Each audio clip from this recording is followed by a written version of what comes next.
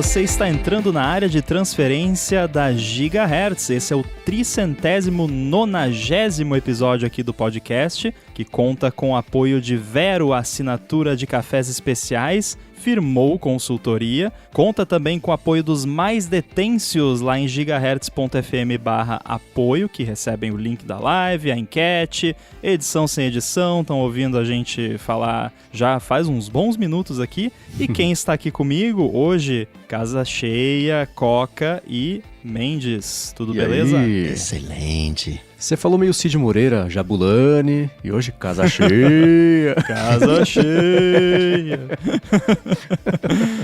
E aí, Coca, recebeu muitas lontras? Totalmente lontrado. Né? Lontrinha com boia, né? Num laguinho ali. Giboiando. Muito bem. Agora, sabe quem também deve ter recebido lontras? Foi o pessoal do CrowdStrike, né? Porque ele ficou um tempo ausente, então, de repente, alguém mandou lontras pra eles. Saiu a análise oficial deles. O que aconteceu? Eu vi que saiu a análise, tava esperando você me contar o que aconteceu. Ah, é pra eu falar?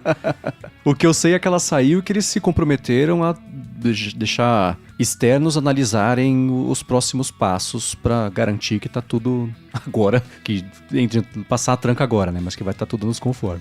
O que eu tava mais curioso pra entender é porque a impressão que ficou foi tipo, eles não testam o negócio antes de jogar pra milhões e milhões de computadores pra rodar no kernel, né? E não é que eles não testam, né?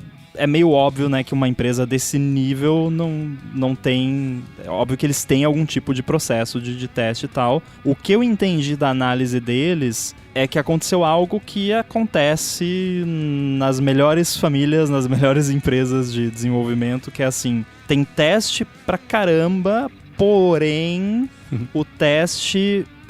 Pra quem entende um pouquinho mais, assim, a impressão que eu tive é que eles fazem muito teste unitário, mas faltou mais teste de integração, porque eles testaram cada componente, mas eles não tiveram um teste end-to-end da conexão entre uma coisa e outra, e não teve uma variabilidade suficiente de inputs no teste deles para pegar esse bug, porque era, no fim das contas, um bug de validação de quantidade de informação que entrava lá num componente, e aí ele esperava que ia entrar mais, entrou menos, tentou ler e explodiu tudo, e aí derrubou o kernel do Windows. Foi isso, resumidamente foi isso. Então, que bom que eles estão mudando aí os processos para melhorar isso aí, porque isso realmente não pode acontecer. Mas não perde um pouco a funcionalidade? Porque como é que eu entendo a CrowdStrike? Eu entendo, caraca, tá tendo um ataque hacker, whatever, deixa eu trancar tudo.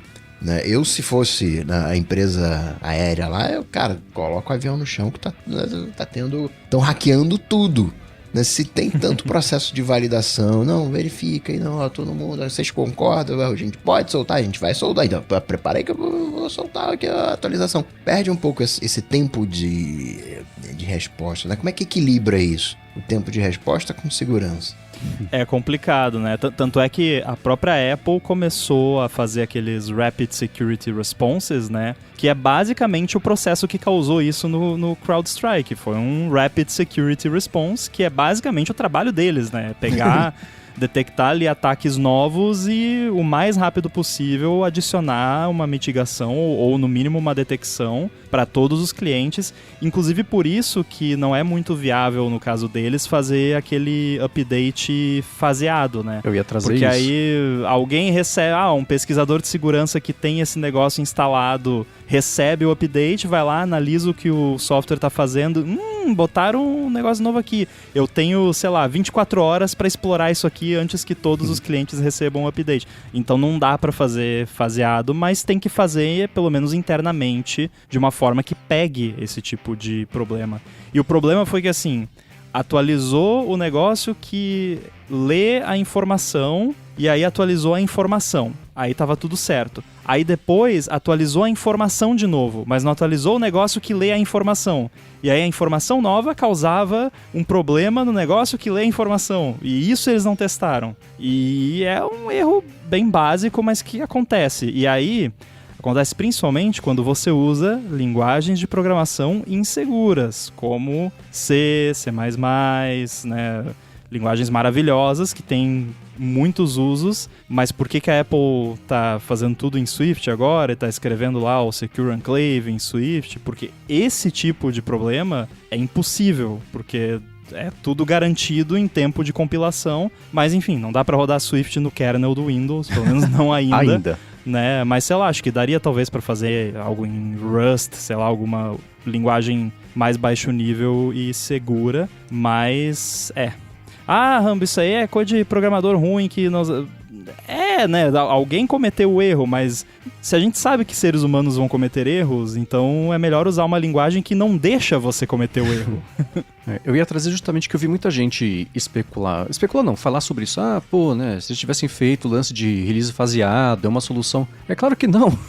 Release faseado de correção de segurança num nível desse, não dá, né?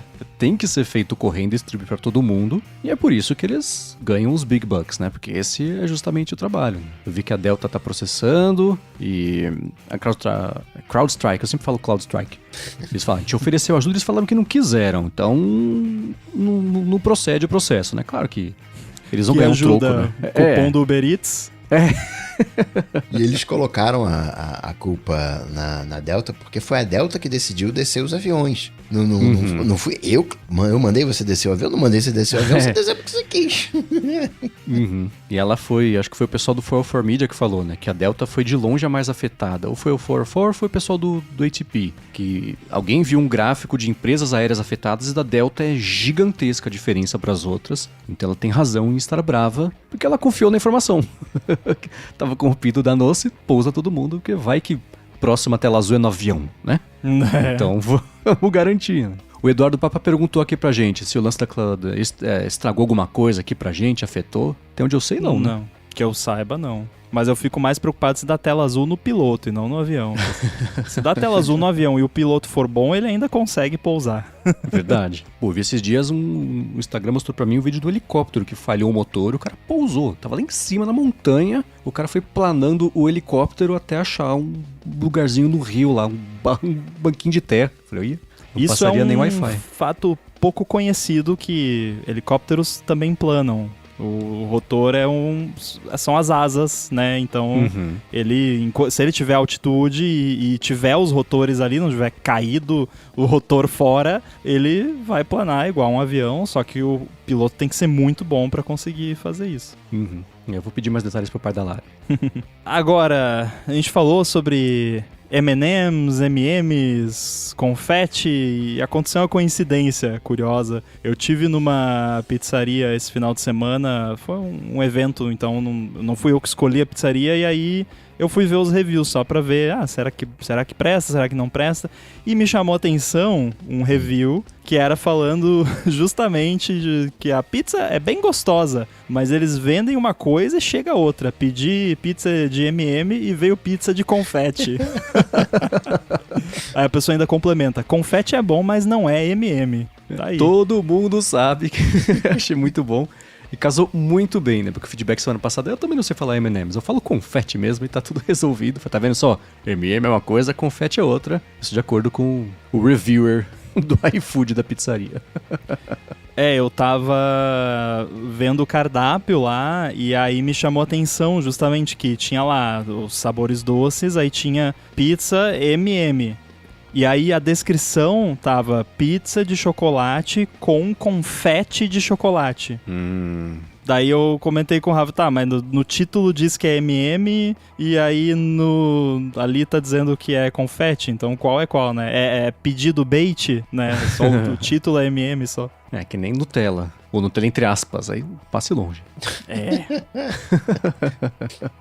Agora, Mendes, teve aquela loja de doce de leite lá que borrifou a essência nas sacolas e perfumou todo o Uber de vocês na Argentina, em Buenos Aires. O Rodrigo Campos mandou o seguinte: escutando a história, digo que nada é tão ruim que não possa piorar. E aí, quando eu li isso, eu já pensei, meu Deus, né? Como que vai piorar? Minha esposa, o Rodrigo falou, achou que essa essência era álcool em gel e passou um monte na mão. Por isso que não tinha como não reconhecer a loja da história do Mendes. Meu Deus do céu. Deve estar até hoje. Exatamente, deve estar cheirando até hoje. Se fungar direito, acha ainda, porque era muito doce. Se eu fechar o olho e concentrar, eu consigo sentir ainda esse cheiro. Nossa senhora, sinto muito para toda a família Campos que teve que lidar com isso. Ah, não. Agora, Rambo, você falou sobre, na sua dúvida de professor substituto, o Trajano Ferreira, né, que também disse que doce de leite é melhor que Nutella e que o melhor doce de leite é o Viçosa.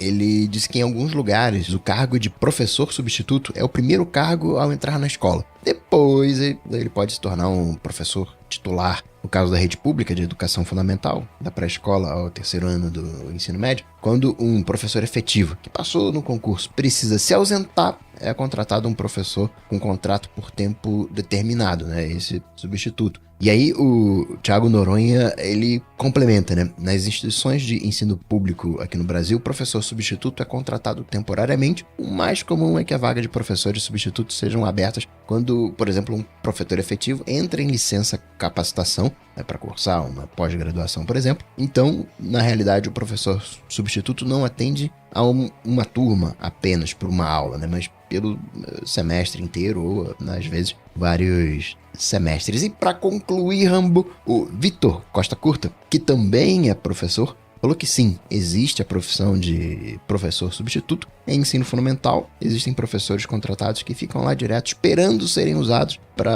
como coringa nas aulas. Eles leem o plano de aulas que o professor já deixou ali prontinho, assumem a aula. No ensino médio, né, que é onde ele trabalha, isso acontece também. No início da carreira é muito bom para aprender o improviso. Já fez isso por muito tempo. Muito obrigado a todo mundo que nos ensinou o que é professor substituto, porque claramente a gente não sabia. Pelo menos eu não sabia. Fiquei muito feliz em saber como funciona e faz sentido, né?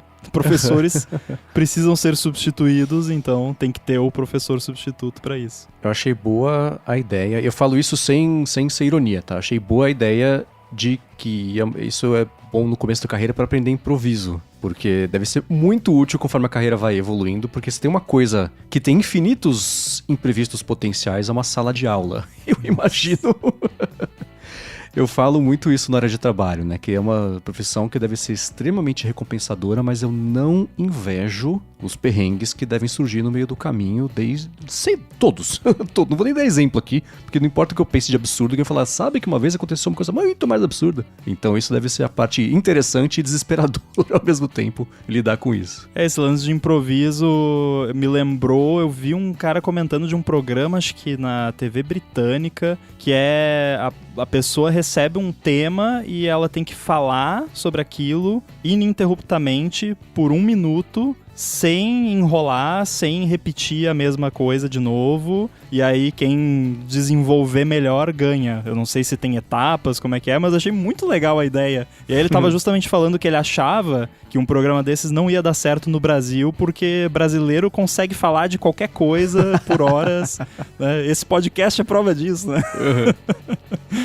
Ah, excelente. Teve um programa que eu vi que eu acho que a premissa era a pessoa tinha que, se ela recebeu uma palavra, ela tinha que definir a palavra e ela podia ou estar falando a verdade ou ela podia estar inventando uma coisa muito absurda. E os outros participantes tinham que dizer se era aquilo mesmo ou se era o absurdo. E aí, quem é muito bom consegue dar a entender que é absurdo quando é verdade, faz o contrário também, né? O jogo tá aí, era bem engraçado, bem interessante. No 20,000 Hertz, eles jogam algo parecido às vezes, não é no 20,000 Hertz que eles fazem um joguinho de qual desses é uma palavra de verdade e qual que é inventada. Eles têm aquele de... a palavra, sei lá...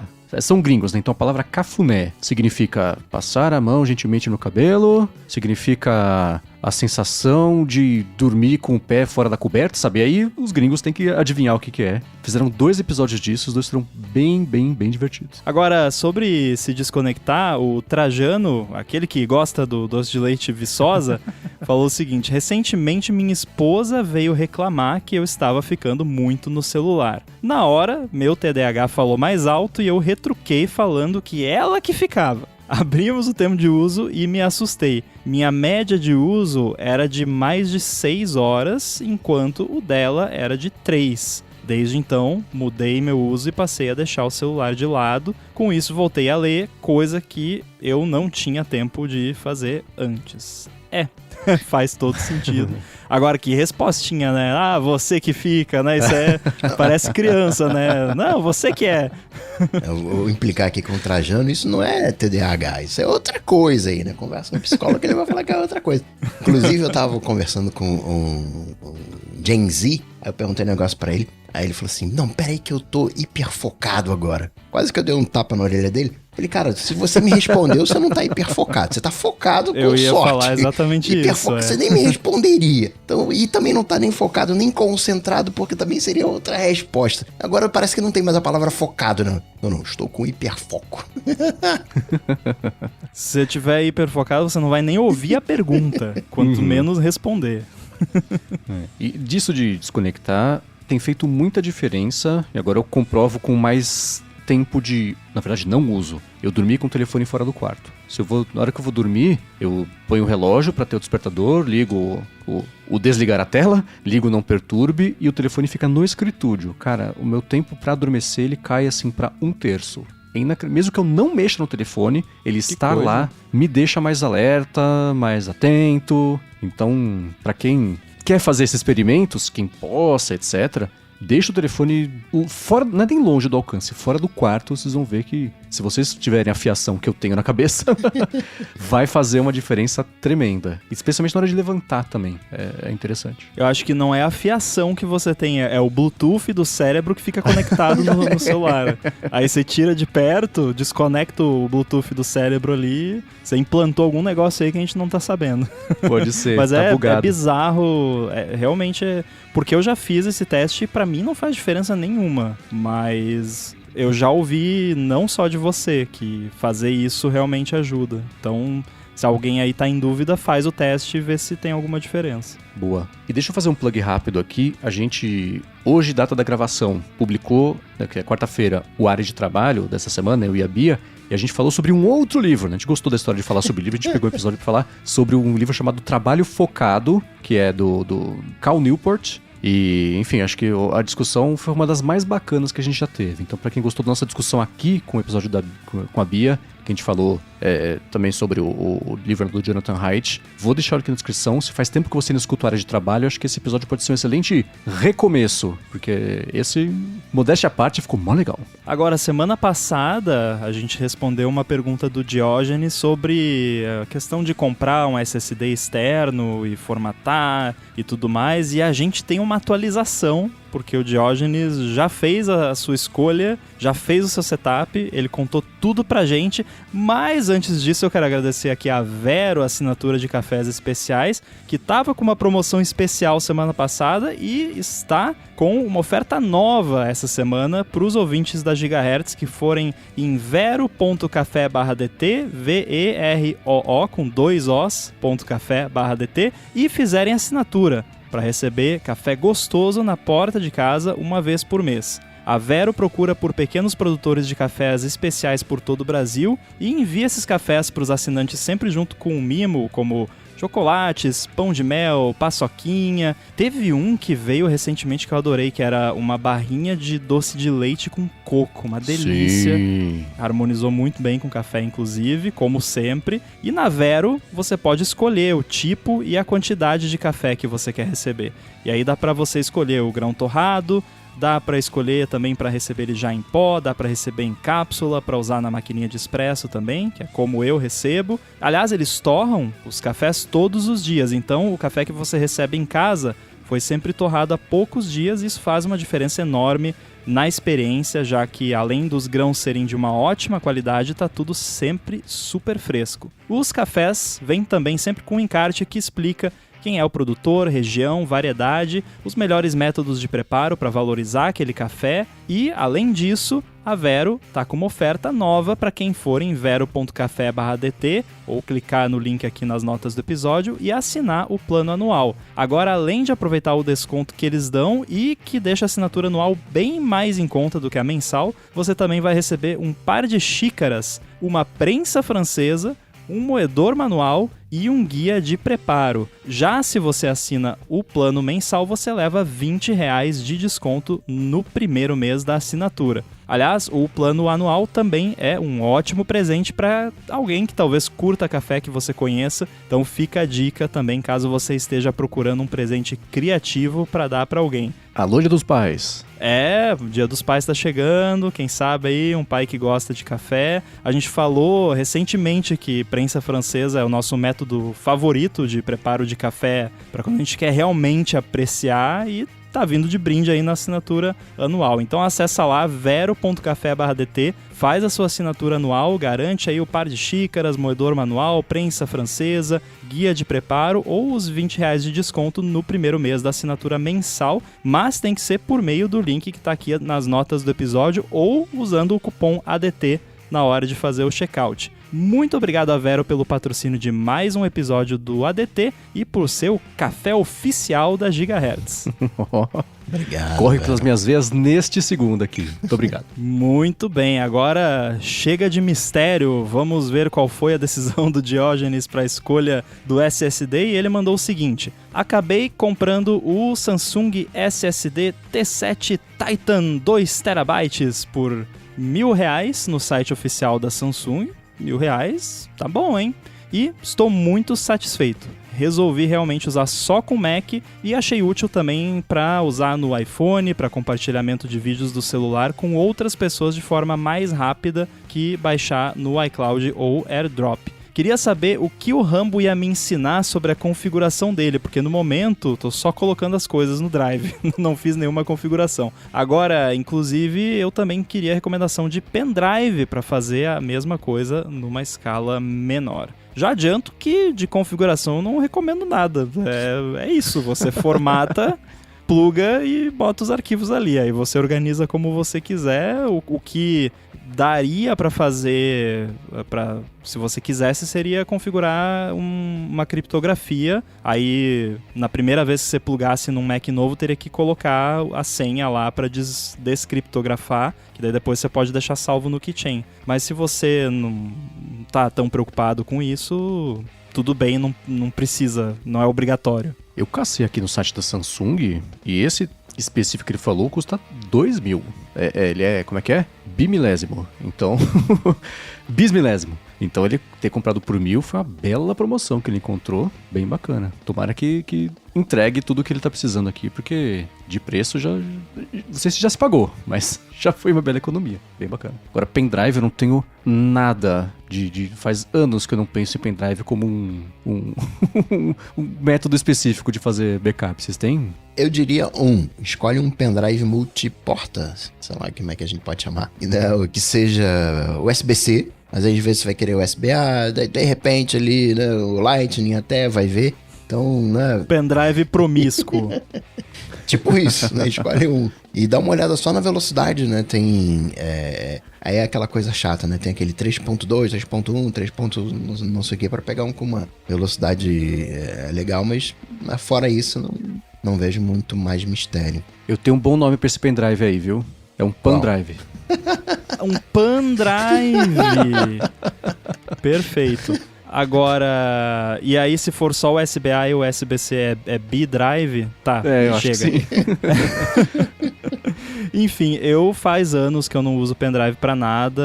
O mais próximo disso que eu tenho usado é cartãozinho SD, só quando eu vou mexer com coisa de Raspberry Pi. Mas pendrive mesmo, a única recomendação que eu dou é tomar muito cuidado onde compra e ver se o preço tá alinhado com o que é o produto, porque tem muita falsificação de pendrive. De cartão de memória também, mas acho que de pendrive, assim, Teve uma vez que o meu pai comprou um pendrive lá e ele comprou de um vendedor de confiança dele, e aí era pra ser de, sei lá, 16 GB e no fim o pendrive era de 512 MB e aí tinha um chipzinho lá dentro só dizendo pro PC que ele era de 16 GB.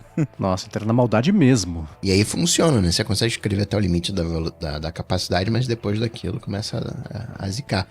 Se o preço estivesse muito absurdo, desconfie. Tipo assim, você viu um SSD Samsung T7 Titan de 2 TB por R$1.000?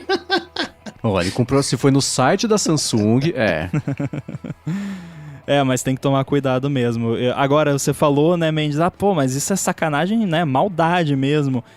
Mas se você pensar por outro lado, a maioria das pessoas não chega a usar nem 512 MB, e aí por isso que isso dá certo, por isso que o golpe funciona. No fim das contas, é quase como, sei lá, provedor fazendo traffic shaping, que tipo, a pessoa vai lá, compra um pendrive de 16 GB, ela não precisa de 16 GB, ela usa o que dá ali, o que tem, e nunca nem percebe que o pendrive não é de 16 GB. E o que me parece é que até a própria loja confiável do seu pai, não foi a loja que passou a perna no seu pai, foi o fornecedor que passou a perna na loja. Foi, né? Aham. Eu acho que eu já contei essa história aqui. Na real, foi o fornecedor que tinha passado a perna na loja. Pior ainda. Pois é. Passação de perna em esquema de pirâmide, essa é nova. Agora, sobre aquele lance todo de apps de podcast que a gente pediu pra vocês mandarem pra gente quais vocês escutam, por quê, etc. O Sérgio Araújo falou que também usou por muito tempo o Overcast, por achar melhor do que o aplicativo nativo. Mais recentemente, ele diz, eu encontrei uma vantagem que o Overcast não tem. Sempre que eu saio pra correr, levo só o Apple Watch com conexão de dados da operadora, conectado à rede, isso do próprio relógio, mas quando eu começava a escutar o episódio no telefone, ele não sincronizava com o relógio, né, pro Overcast ali, e aí o nativo aparentemente faz isso melhor, e isso é uma coisa que o Mark Arment sempre reclamou, que os privilégios de acesso e troca de informação que desenvolvedores terceiros têm dessa parte de sincronia de mídia com o relógio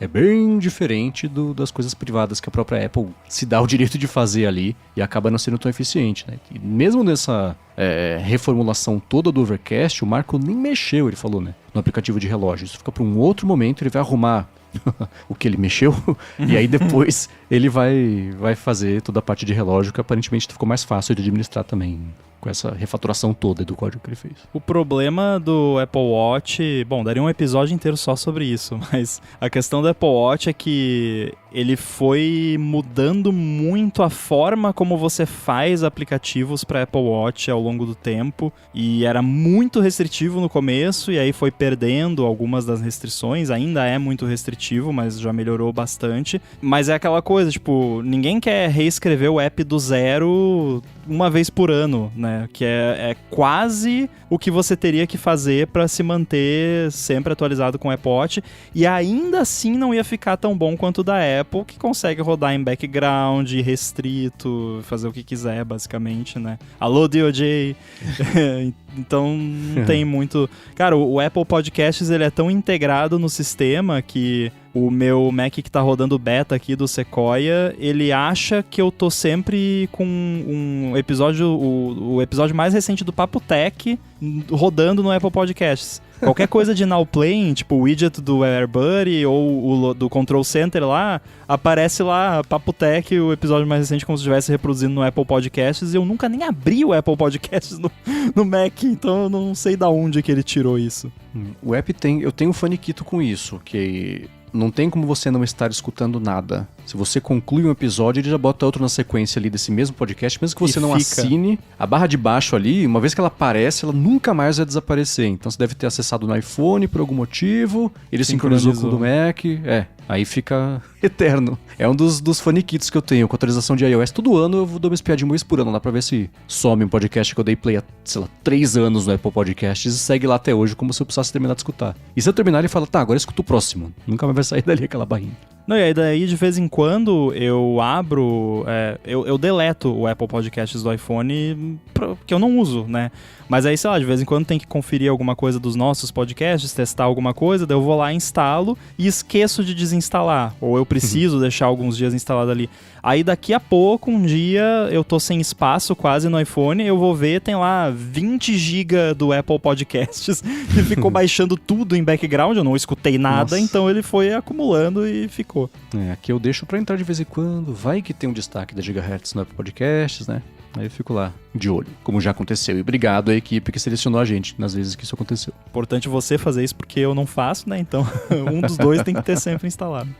Sobre isso de podcasts, né, junto do assunto de minimalismo digital. Aliás, a gente tem que mudar esse nome minimalismo, né? Pelo menos essencialismo, mas depois eu falo dessa treta. O Rafael Spisla, há algum tempo ele adotou o minimalismo podcastal e não usa mais nenhum aplicativo específico só para podcast. Ele sempre sofreu com automatismos e vícios tecnológicos. E se ele tiver um feed organizado com tudo que ele tem interesse, ele vai passar o dia inteiro ouvindo podcast e nunca vai ter um minuto de silêncio mental durante o dia, porque né, vai ficar lá ouvindo os podcasts. Pode parecer bobo, mas agora, quando ele quer ouvir alguma coisa, ele vai direto no site dos podcasts, né, e escuta. Essa fricção, né, que ele criou faz com que ele ouça só realmente aquilo que ele quer ouvir, né, aquilo que ele tem a intenção de ouvir, e não apenas reflexo ou tédio. Eu quero primeiro falar obrigado a ele por incluir o ADT nessa lista com atrito que ele criou. Deixa a gente muito orgulhoso de saber que a gente... Achei incrível isso também, muito obrigado. Eu também sofro com automatismos. Uma vez até o Mendes ficou ruborizado pensando que eu tinha flertado com ele porque eu mandei numa das automações uma mensagem de Tinder, né, em vez do link do... Que perigo isso aí, hein? E até virou brincadeira, né, que a automação de mandar o link falhava miseravelmente, principalmente, sei lá, tem uns 6 meses que falhava, agora tem uns 3 meses que eu corrigi. Mas ela falhava vez ou outra, mas eu ignorava, começou a falhar com frequência, e aí eu tomei vergonha e mexi nela, e foi uma mexida de 5 minutos. Mas se você não tem um desprendimento mental, aquilo fica te perturbando, né? Minha automação aqui tá com problema, eu vou ter que corrigir. E pra mim é o contrário, né? Eu termino aqui de gravar, hoje tem uma cadela, né, literalmente aqui nos meus pés, vou terminar de gravar, vou dar um rolê. Quando eu voltar, já sei que foi tudo enviado. É a maneira como você olha, né? A saúde mental não tem uma coisa única, né? Saúde mental qual o teu jeito? Como é que funciona? Para algumas pessoas, eu consigo lidar bem com um volume grande de informações sem que isso me pressione. Mas tem gente que não consegue, né? Por exemplo, o Rambo tem esse hábito de consultar a rede social pela manhã durante o café, que é um bom hábito, é recomendado, por N motivos, até porque é um tempo limitado, né? Ninguém fica tomando café até meio-dia. Eu tenho ali 10, 15, 20 minutos. Queria. Tomando café. E é algo também meio que histórico. Historicamente, as coisas históricas que são validadas, né? Estou me referindo a você ler o jornal durante o café da manhã, né? Não pega tanta coisa. Né? E-mail também. Cara, esse hábito nasceu comigo, porque eu aprendi a ler antes de ir pra escola, porque eu queria ler o jornal de manhã.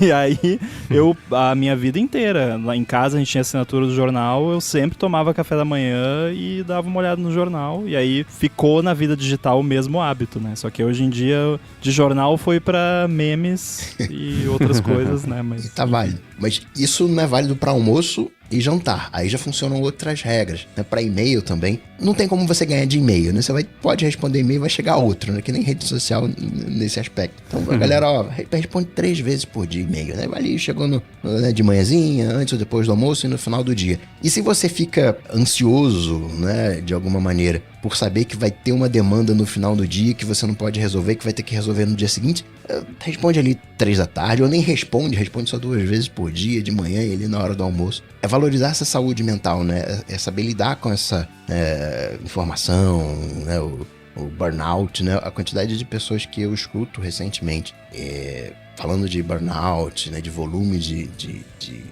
lidar com o volume de informação, né? De como isso gera uma ansiedade, tá crescendo.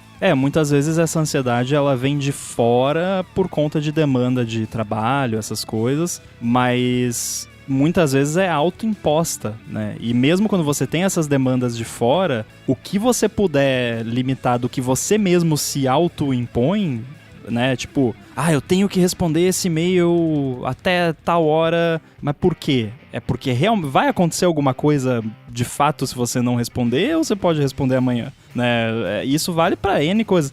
E a gente falou algo parecido no Olá Mundo, que saiu essa semana, que Sim. O Boom falou, se fosse uns tempos atrás, eu ia passar 2 horas pra resolver isso, não sei o quê. Agora, faz aqui, outra hora eu vejo, que até era relacionado com a automação, né, que nem o Coca falou, de tipo, não, tá funcionando, eu faço aqui, outra hora eu vejo. Aconteceu isso, aí hoje aconteceu algo comigo e eu fui e reportei pro Boom, eu segui a sua filosofia, porque eu instalei o beta novo do Xcode que saiu ontem e eu tava trabalhando num projeto. Aí eu abri o projeto, não compilou no beta novo do Xcode, deu erro lá, fechei, abri o beta anterior, que eu não tinha apagado ainda, e continuei trabalhando. Outra hora eu vejo. Se fosse uns tempos atrás, eu ia ficar o dia inteiro batendo a cabeça. Não, mas por que não tá funcionando aqui? E aí, tem 2 coisas, né? Primeira delas, quando a gente sai pra correr, né? O Mendes colocou lá o tênis dele e saiu pra correr. E aí ele sente uma dor na canela, ele sabe que tem alguma coisa errada, né? A dor física é muito clara, só que a dor mental, psicológica não é clara. Eu tô ansioso. Como é que eu sei que eu tô ansioso? A gente vai se colocando numa pressão, né? E isso vai diminuindo o nosso, entre aspas, né, tempo de resposta, vai virando uma bola de neve, né? Se fosse mais sensível à dor psicológica, não, para. E aí entra, né, a segunda coisa, que é do minimalismo, que talvez, né, o minimalismo, o Mendes, né, vai saber bem melhor como um movimento, né? Começa como um movimento artístico, cultural. Depois a galera, né, tem alguma coisa aí. Só que é muito mais um essencialismo, né? Se conectar às coisas que realmente importam do que um minimalismo propriamente tal, né? É que nem se pegar, sei lá, o Zuck. Caraca, o cara só usa cinza. Ele é minimalismo. Cara, cada camisa que ele usa daquela ali é um salário da gente, né? É uma camisa extremamente cara, que parece que é camisa de malha, mas não é uma camisa de malha simples. É extremamente caro. Então não é um minimalismo, não é uma coisa estoica. Tá muito mais pra um, sei lá, né, um epicurismo, um hedonismo da vida, do que propriamente, né, é o mínimo. Não, isso não é o mínimo, cara. Isso é o que é importante pra você, né? O que tem valor pra você, quais são as coisas que você quer se conectar, né? Cara, eu quero me conectar com isso aqui, então, vou dedicar um tempo pra isso aqui não me interessa, então deixa ele ir de lado. E não tem certo nem errado, né? São as coisas que você gosta. Você gosta de amarelo? Que ótimo. Você gosta de azul? Que ótimo. Não é uma competição com outras pessoas. Caramba, ele gosta de amarelo e o cara gosta de azul, então vou ter que gostar de azul e de amarelo. Não, cara. Né? É descobrir aquilo que você gosta. E para isso, né, um acompanhamento psicológico é fundamental, né? Que os caras, eles são experts nisso, né? E eles passam essas dicas. Cara, faz isso aqui, vê o que funciona, faz aquilo outro. A gente acaba falando dessas dicas muito mais num olhar de dica de produtividade e não de saúde mental. E os caras dão dica de, entre aspas, né, produtividade com saúde mental com o pé nas costas, né? Porque ficam 8 horas fazendo isso, né? Tem ali um repertório, vivem disso, estudam isso, recomendam isso, vê o que funciona, o que não funciona. Não conheço ninguém que saiu de uma ajuda psicológica revoltado. Caramba, isso aqui é uma porcaria. Se aconteceu com alguém, troca de terapeuta, psicólogo, psiquiatra, enfim. Não, faz parte do processo. A pessoa não pode ficar permanentemente revoltada, mas sair da sessão revoltado faz completo sentido. Você vai ter muita coisa pra mastigar e voltar na semana seguinte. Depende revoltado com o quê, né? Assim, que tem alguns... Existem maus profissionais, de fato. Sim. Mas okay. Tentar umas 2 ou 3 vezes... Eu diria até mais. É recomendável. Eu acho que você não vai acertar da primeira vez, nem da segunda, vai acertar lá na 4ª. Se acertar antes da 4ª, ótimo. Se não acertar até a 4ª, você deu menos sorte, mas vambora, continua. Porque, né, precisa ter, de fato, uma conexão, né, com aquele profissional, né, de alguma maneira. Você não pode ter desconfiança do cara, né? Você pode ficar aí, porque esse cara tá... O que ele escreveu ali, né? Peraí, eu falei, você tá escrevendo aí, né? Tem que ser uma confiança. Específico sobre o lance de minimalismo e podcasts, porque, assim, tudo que você falou fez sentido, não vou nem comentar em cima, que eu só repeti o que você falou, então a gente vai pular essa parte. A parte de minimalismo. E eu comentei sobre isso no Área de Trabalho essa semana. Eu tenho me incomodado um pouco, a dependência é uma palavra forte, mas a associação que eu fiz entre podcast e qualquer tempo livre no meu dia. Então é uma coisa que eu tô reparando que tá fazendo mais falta do que deveria. Se eu não tenho um podcast pra escutar, eu vou pendurar roupa. Ou se eu vou ter meia hora, a Larissa tá no trabalho ainda, eu termino o que eu preciso fazer, eu não quero ver nada na TV, não tô muito afim de escutar música, eu vou sentar no sofá e fazer o quê? Quero ouvir um podcast. Então é bacana, vou me informar, e tem os divertidos, tem os informativos, tem os úteis, tem os inúteis, isso tudo faz parte do bolo. Mas até pelos papos que a gente teve aqui, e somando esse feedback que a gente acabou de ler com o que a gente vai ler a seguir, me acendeu uma luzinha de alerta, né? E a parte de pendurar roupa é muito simbólica. Se eu não estou escutando podcast enquanto eu tô pendurando roupa, parece que eu tô pelado. Faz uma falta gigantesca. É muito estranho, né? A sensação que dá é que eu preciso dar play, não tô nem com o fone no ouvido, mas que eu preciso dar o play assim, falta um pedaço. E sei lá, aí cruzou uma linha que eu achei meio desconfortável, mas eu posso estar sobreanalisando alguma coisa. Mas quando eu percebi que eu zerei praticamente escutar música no dia a dia e o podcast dominou nesse nível, tá virando uma coisa meio, achei, né? Não sei, vou pensar sobre isso, mas uma coisa tão reflexiva quanto tirar o telefone do bolso, esperando o elevador pra ver 3 posts de rede social, que era que entrar no elevador já esqueci o que eu vi, nem registrei. Então vou ficar mais atento pra isso e fazer essa autoanálise e trago aqui ou no Área de Trabalho esses resultados. Olha, a minha reação inicial foi pensar, tipo, tá, e qual é o problema? Qual é o prejuízo que isso tá te causando? E aí talvez entre na questão de ser uma análise exagerada, overthinking talvez, mas... É a muleta do tédio. Se tá te incomodando, vale ver a respeito. É porque assim, eu faço isso também, então... Você tá falando de mim aí também, mas é porque eu uso AirPods como hearing aid, como suporte. Então eu tô sempre de AirPods. Então se eu já tô de AirPods mesmo, não custa nada dar play num podcast. Agora, se eu fico só de AirPods pra dar uma abafada no ruído e tal, e não tô escutando nada, não me incomoda. Então, normal. Já aconteceu, tipo, eu tenho o costume de ouvir podcast quando eu tô passeando com o Yoshi na rua. Já aconteceu de eu sair e deixar só ficar de AirPods e não botar nada pra tocar e eu sobrevivi e nem percebi nada. Então, eu acho que a minha questão do podcast é menos do que a sua, assim. Mas eu gosto, eu fico...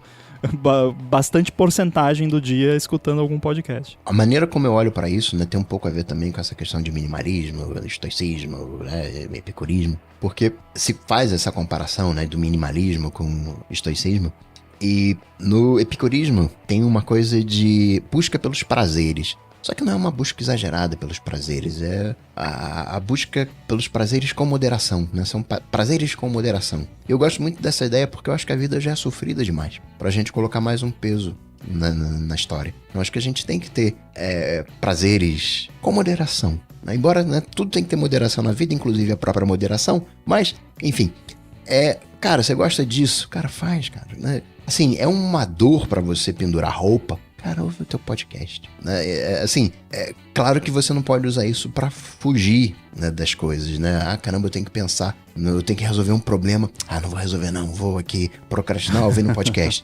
Mas se é pra colocar azeite nas coisas, pra tornar a vida mais prazerosa, cara, vai, cara, ouve o teu podcast, tá tranquilo, né? Acho que a gente merece esses momentos, né? Não precisa ser... Não, eu vou aqui, tem aquela coisa, né, de motivação... Ah, mas a motivação acaba e você tem que ter disciplina. Não, eu vou ser disciplinado e vou pendurar roupa. Cara, pendurar roupa... ouvindo não podcast. Tô no exército, tô na minha casa. Eu vejo algumas coisas assim... Não tô falando que é o caso de ninguém aqui, mas eu já vi... Tem muito coach por aí na internet, coisa, que acaba virando um negócio quase que religioso, assim, de tipo, isso aí é pecado, né? Ah, você tá ouvindo o podcast inteiro, isso aí é pecado, tá errado, vai fazer mal. Mas vai mesmo, tá fazendo? né? Aí tem que ver se você de fato tá tendo um prejuízo com aquela coisa ou se você só tá achando ruim porque, né? Porque, tipo, deveria ser ruim. Ai, estou trapaceando na vida, né? Tô vivendo a vida em modo tutorial, tô tendo muitos prazeres, né? Claro, tem coisa, né? Tipo, vou tomar 2 litros de Coca-Cola todo dia porque é muito gostoso. Você vai, como diria o Faustão, você vai morrer. Então, não faça, né?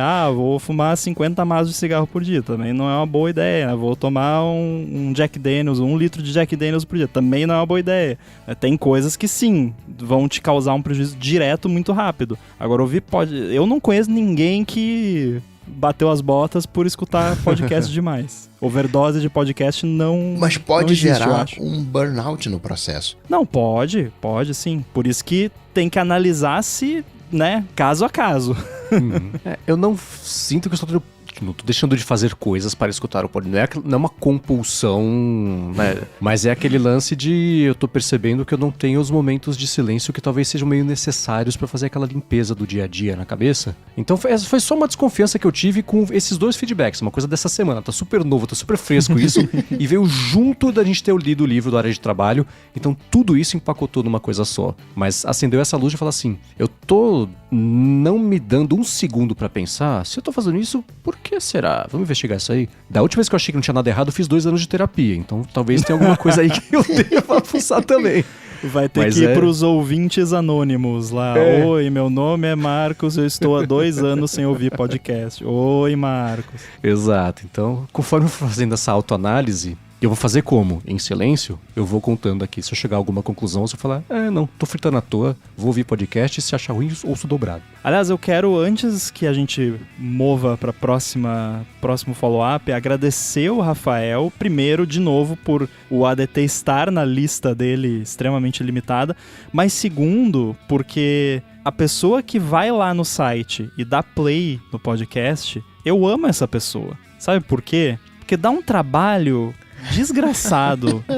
Deu, né? Hoje em dia já tá tudo feito e tal, mas foi um trabalho desgraçado fazer player com um monte de recurso, com capítulo, com capa, com transcrição sincronizada e tudo mais. E a realidade é que quando eu tava fazendo tudo isso, eu tava gostando, tava bacana e tal, mas eu só pensava, ninguém vai usar isso. Porque a realidade é que quase ninguém ouve no site os episódios, então não tô falando pra pessoal parar de usar aplicativo e usar o site, pelo amor de Deus, usem aplicativo, mas pra quem usa no site, muito obrigado, que aí valeu a pena o trabalho. Que ficou excelente, por sinal. Pra quem nunca viu, entra no site e dá uma olhada. Vai que. Agora, o Maílson foi o exato oposto do Rafael, mas tá chegando à mesma conclusão dele, né? Ele falou que há 10 anos aprendeu as técnicas de ganho de vida do Guru Coca e começou a ouvir os podcasts em 3x. Aí ele fala, atingi a marca histórica de conseguir acompanhar assiduamente 27 podcasts numa ambição imensa de adquirir todo e qualquer tipo de conhecimento na maior quantidade possível. Daí eu envelheci, adquiri ansiedade, burnout, suspeita de um diagnóstico de autismo, etc. E agora eu sou uma pessoa comum que acompanha 3 podcasts em 1x, porque é o que a minha saúde mental suporta. E nesse caso eu também digo muito obrigado por deixar a gente fazer parte desses 33% do seu consumo de podcasts. Agora, ouvindo 27 podcasts em 3x por 10 anos, o cara tá transformando o cérebro dele num foie gras, né? Tipo, então, assim, vamos por partes aí. Force feeding informação na cabeça. Não existe 2x, você não tem perda nenhuma. Já fizeram uns testes lá, ó. Escuta você em 1x, escuta 2x, aí o que você escutou? Vamos lá, faz aqui o testinho, o desempenho é igual. Não tem nenhum dano cerebral, não causa nada. Né? Assim, 2x é super, super tranquilo. Agora, tem um detalhe aí que ele fala. Envelheceu. O pico do cerebral, né? E não estou te chamando de velho, Maílson, né? Porque, né? Né? É que às vezes o pessoal fala isso e se esquece desse detalhe, né? Como ele levantou a bola, eu vou cortar, senão seria indelicado de minha parte falar isso. Mas o pico cerebral é com 25 anos. A partir de 25 anos, a gente vai perdendo mais ou menos 1% da potência cerebral. E tá lá, né, estudado direitinho. Eu acho que é um pouquinho a mais. né, do que isso, mas isso é, como diria o Eu Mendes, também. é a minha opinião, né? Essa é a minha opinião, mas... Há cérebros e cérebros. É a opinião do meu cérebro que depois dos 28 perde 10% por ano. Saiu em 2023 um estudo que mostra que isso deve ser mais um pouquinho acima de 25. Eles colocam em 30 e 40 anos porque eles conseguiram medir a velocidade da informação no cérebro. Então, enquanto numa criança ali de 2 anos é 2 metros por segundo, ali vamos colocar 35 anos, mas ainda tem a margem. Nos 35 anos atinge o topo de 4 metros por segundo e daí pra cima é ladeira abaixo. Então... Nossa, nosso cérebro é lento, hein? Por isso que tem aquele sistema independente. Não sei se vocês já passaram por isso de às vezes. Sei lá, vocês sentem vocês tiram a perna de alguma coisa e depois é que vocês sentem o estímulo que fez vocês tirarem a perna, né? Né, que é o sistema ali, sei lá, autônomo, o whatever da vida. Tem o déjà vu também, que é a race condition do cérebro, né? Que é tipo... Você registra e aí você lembra do que você acabou de registrar e você acha que é uma coisa que já aconteceu. Tem essas pequenas, entre aspas, falhas. E aí, o que vai acontecendo, né? Parece que você tá aí com, né, um acompanhamento psicológico que é excelente, né? Que vai identificando, né? Tem a suspeita aqui de um diagnóstico, né? Ansiedade, burnout, mas isso não é exatamente o 2x, mas o burnout acaba sendo uma outra coisa, mas existe uma ansiedade que vem pela incapacidade que a gente tem de lidar com aquele volume de informações, né? Você ouvindo, não sei quantificar, mas 27 podcasts, talvez não tenha aquela pausa que o Mendes fala de silêncio, né? E tem que diversificar, né, as coisas, né? Não, peraí, vamos fazer aqui uma outra coisa. Eu quero usar podcast como música. Ok, mas sem que aquilo dali vire uma obrigação. Né? Podcast pra mim é um extra da minha vida, é um plus, é como ouvir música. Se eu ouvir música ou não ouvir música, a minha vida não muda por causa disso. Né? Eu vou dançar, vou me divertir, vou talvez ser mais feliz ou não, mas não é um check que eu tenho que marcar no meu dia. Eu ouvi 27 músicas, eu ouvi 27 podcasts. Não, é exatamente isso que a gente tá falando, né? Da pressão que a gente tem. Mas isso, né? Como o Mendes bem falou, né? De ser, talvez eu esteja aqui, né? Over-analyzing, né, analisando demais o processo. Por isso que é importante de você ter um acompanhamento psicológico nessas coisas. Porque um diagnóstico, né? Por exemplo, né, de autismo, não é algo que você recebe numa hora. É meio ano para você conseguir um negócio desse. Porque eu sou assim, introspectivo. Tá, cara, mas você é introspectivo, mas tem pessoas que você é extrovertido. Então como é que você pode ser introspectivo? Existem limítrofes ali no processo que tem que ir detalhando. Né? Hiperfoco. Tem zilhões de tipos de hiperfoco. Né? Não é só aquela coisa hiperfoco monotemático, né? Que é sendo reducionista, mais típico em autismo, né? Geralmente que é com dinossauros. Tem aquele, né, o foco do hiperfoco, né, do TDAH, né? Que são curtos, né? Qualquer coisa você hiperfoca naquilo dali, esquece de todo o resto. Mas tem hiperfoco emocional, né? De gente que, não vou chamar de vício, mas é viciado em emoções. Um hiperfoco que demorou muito para eu entender racionalmente, que são aquelas pessoas que assistem a mesma coisa diversas vezes. Tipo criança que assiste ali Galinha Pintadinha diversas vezes. As pessoas que têm uma dificuldade de lidar com a incerteza das coisas. Caramba, o que vai acontecer agora depois dessa cena? Aquilo gera uma angústia que a pessoa prefere reviver o que ela já sabe. Eu sei que depois daquela cena vai viver aquilo dá uma paz pra ela, né? Repassar aquilo, né? Sentir aquilo de novo. Tem hiperfoco sensorial, hiperfoco de sabores. Tem hiperfoco produtivo, né? Aquele modo fluxo. Tem N tipos de hiperfoco que precisa de um profissional para ir detalhando, te mostrando as sutilezas, a diferença. Não, cara, você não é esse tipo que não. É desse outro aqui. Eu tenho hiperfoco e o meu hiperfoco não é nenhum desses. Pra dar um exemplo, pra você ter ideia da diversidade da coisa. Mas precisa ter um carinha ali, ó. Cara, tá, mas será que... Vamos pra cá, vamos pra lá. E o mais importante de tudo, eu acho, né? É dar leveza na coisa. Né? Vou insistir na ideia de que a vida já é muito dura e a gente precisa ter leveza na vida. Né? E 27 podcasts, você tá colocando peso na vida. Salvo se você tiver... Salvo se a sua profissão for pendurar roupa. Você vive. Aí tá liberado, aí eu deixo. Lavador de louça, né? Alguma profissão Exato. desse tipo, aí Barback. a pessoa pode... Agora, eu achei interessante, você comparou com lista de tarefas, né? E tem muita gente que tem essa vibe com podcast. Eu até já fui assim, tempos atrás, de tipo... Não, tenho que ouvir todos na ordem que saiu, bonitinho, pra dar o check ali. Pra dar, terminei. Hoje em dia... Eu assino muitos podcasts, talvez até mais do que 27, mas eu não escuto todos os episódios. Hoje saiu o episódio do Connected, lá da Relay FM.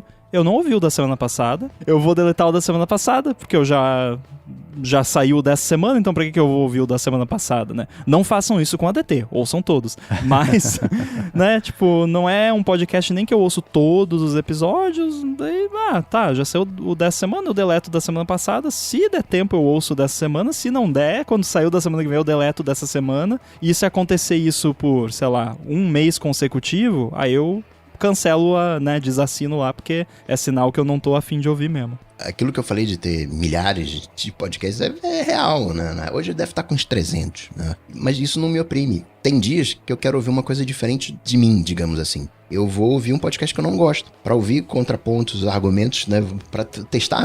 Peraí, deixa eu ver o que esse cara tá falando. Não, vamos ver se ele mudou, se ele agora tá falando coisa com sentido.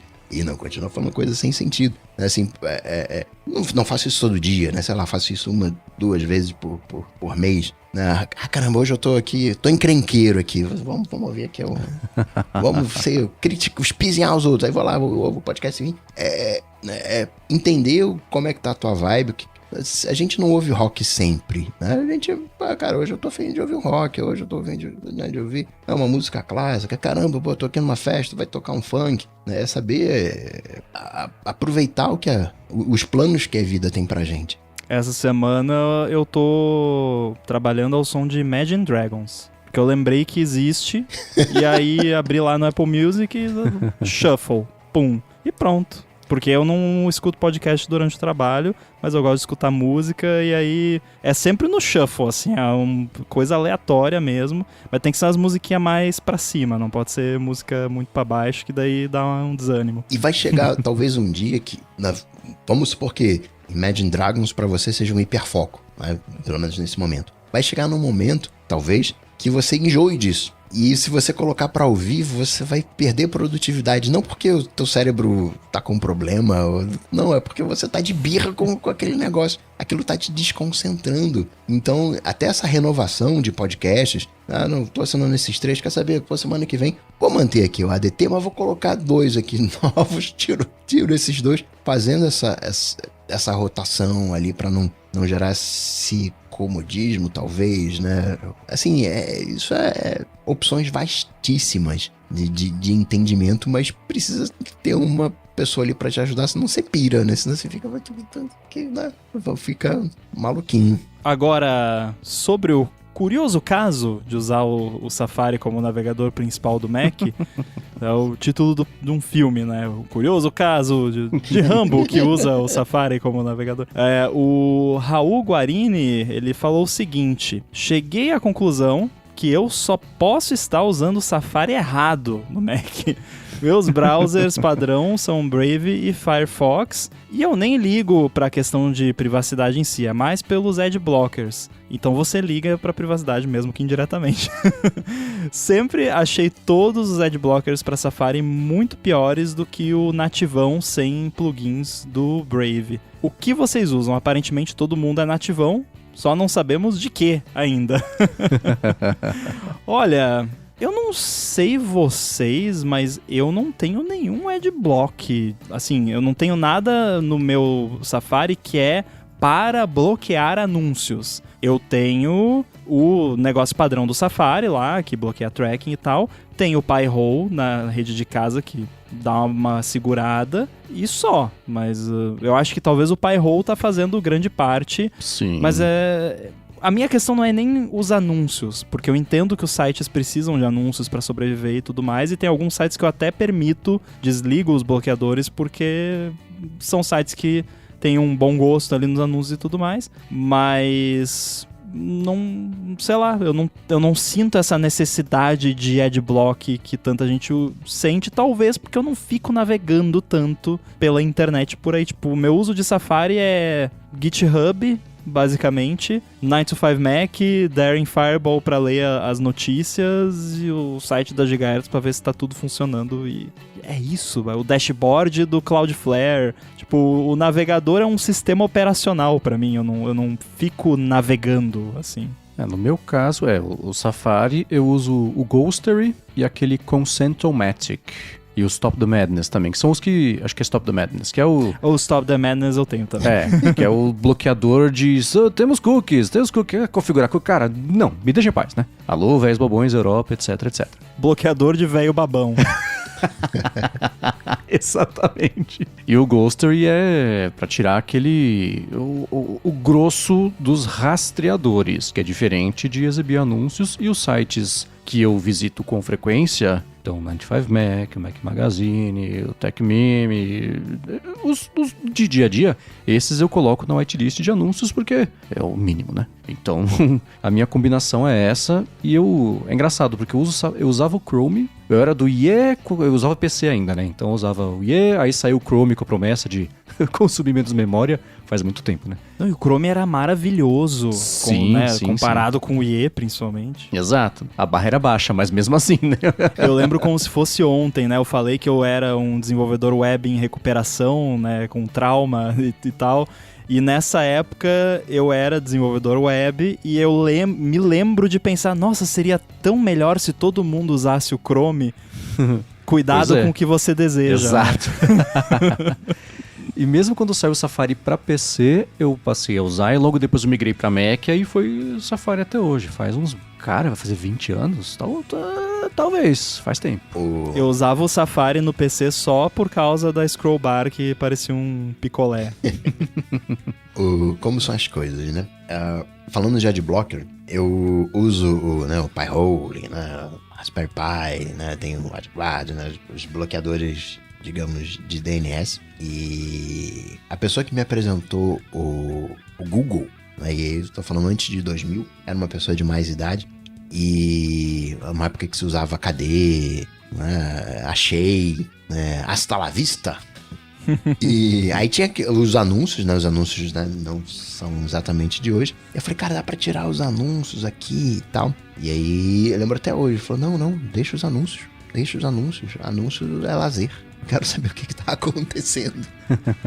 Ele dizia que download era acompanhar aquela barrinha, né, do lado do Windows 98, enfim, né, de download, né, eram, né, outros tempos, né, da novidade. Hoje a gente quer tudo mais rápido. Então eu sempre usei, né, adblockers, né, de alguma maneira. Uso no Safari o OneBlocker, que ele tem a vantagem das regras que você cria, você consegue sincronizar com o iOS. Então você cria ali um negocinho. O meu Safari, ele é, digamos assim, todo modificado, porque como o Rambo bem disse, né, o Chrome, ele é vamos colocar assim, o navegador padrão, e tem sites que não rodam direitinho no Safari. E os sites não querem nem saber, tá? 1% aí, se vira aí. E aí eu tenho extensões que personalizam, que corrigem o erro, né? Permitem que você coloque ali um CSS, né? Que vai corrigir o erro. Tem que saber, né? A linguagem, enfim, né? O que fazer, mas assim, de novo, né? É algo que vai pela complicação, mas por outro lado é a simplicidade de que tá ali, tá funcionando pra mim. Eu topo mexer uma vez no negócio. Uma vez ao mês, paro ali, mas depois ele tem que funcionar azeitado, não pode ficar me dando... todo dia eu tenho que mexer naquilo, não. Tá lá. Então se você me perguntar, assim, hoje, né, isso que eu falei aqui, né, do que eu tô usando, foi fruto de um esforço. Porque se eu tivesse que falar aqui, eu uso o Safari. Mas aí você vai ver, o Safari tem trocentas extensões, trocentas coisas mexidas. Tem lá o aceitar cookies, né, tem o Stop the Madness, tem zilhões de coisa lá dentro, mas não tem coisas visíveis que eu tenha que interagir. Não, são coisas que eu fui colocando ali para deixar ali a navegação, né, que nem Brave, que nem Firefox. E eu uso o Noir também, que transforma automaticamente os sites em modo escuro. Eu também uso esse, mas não é adblock, né? Lá é Quality of Life Blocking, Ou, na verdade, eu fiquei surpreso escutando o Olamundo nessa semana e descobri os hábitos assustadores de modo claro e modo escuro de vocês. Mas isso aí vocês recebam feedback das pessoas. Mas eu acho que eu já tinha comentado aqui que durante o dia eu deixo o modo claro. Na verdade, hoje em dia é tipo de manhã eu deixo o modo claro e mais ou menos do meio-dia em dia, depois do almoço, vai pro Dark Mode por conta da iluminação aqui. Aliás, a iluminação do escritório aqui vai mudar na próxima semana. Talvez vocês notem a diferença. Tomara que fique melhor. Mas enfim, vai ter uma reforminha aqui. Vai mudar, tomara que vocês reparem o que ficou melhor. E reparem pra melhor. Especialmente a acústica. Se tiver uma porcaria, falem que ficou melhor. Não, a acústica não vai mudar, é só a iluminação mesmo. Boa. E especificamente por causa do ADT, ó. Estou investindo aqui pra ficar um pouquinho melhor, né? O melhor que dá pra ficar. Agora, vale lembrar, né? A gente falou do Safari e tal. Tem o lance que eles anunciaram essa semana. Nos sistemas novos lá, que você tem uma opção agora para esconder distrações no Safari. E já tá aí nos betas. E é legal, só que não é um adblock. E a Apple deixa isso bem claro. Então eu não sei exatamente assim qual é a intenção. Porque como é que é? Você vai lá, daí bota Hide Distractions. E aí você pode tocar em qualquer bloco de conteúdo na página e aparece um botãozinho Hide. E aí você bota Hide e dá o efeitinho lá do estalo do Thanos lá que legal. Vaporiza o conteúdo. Porém, ele já te avisa que se for uma área muito dinâmica do site, que muda, ele não vai esconder sempre. Então, por exemplo, eu fiz um teste ontem, abri lá a matéria do 9to5Mac sobre esse recurso, e aí tem a parte de comentários embaixo. Daí, deixa eu tentar esconder aqui a área de comentários. Daí fui lá, consegui esconder. Aí eu abri outra matéria e tava lá a área de comentários. Então, não entendi muito bem pra...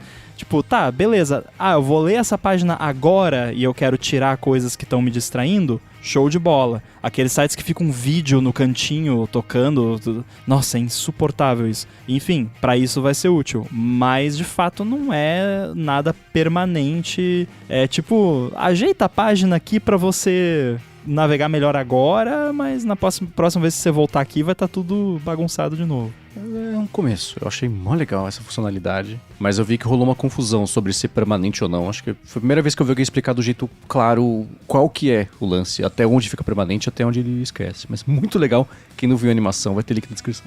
Eu acho que a Apple explicitamente fez algo que não pode ser usado como bloqueador de anúncios. Porque ela não quer entrar nesse mercado, muito provavelmente.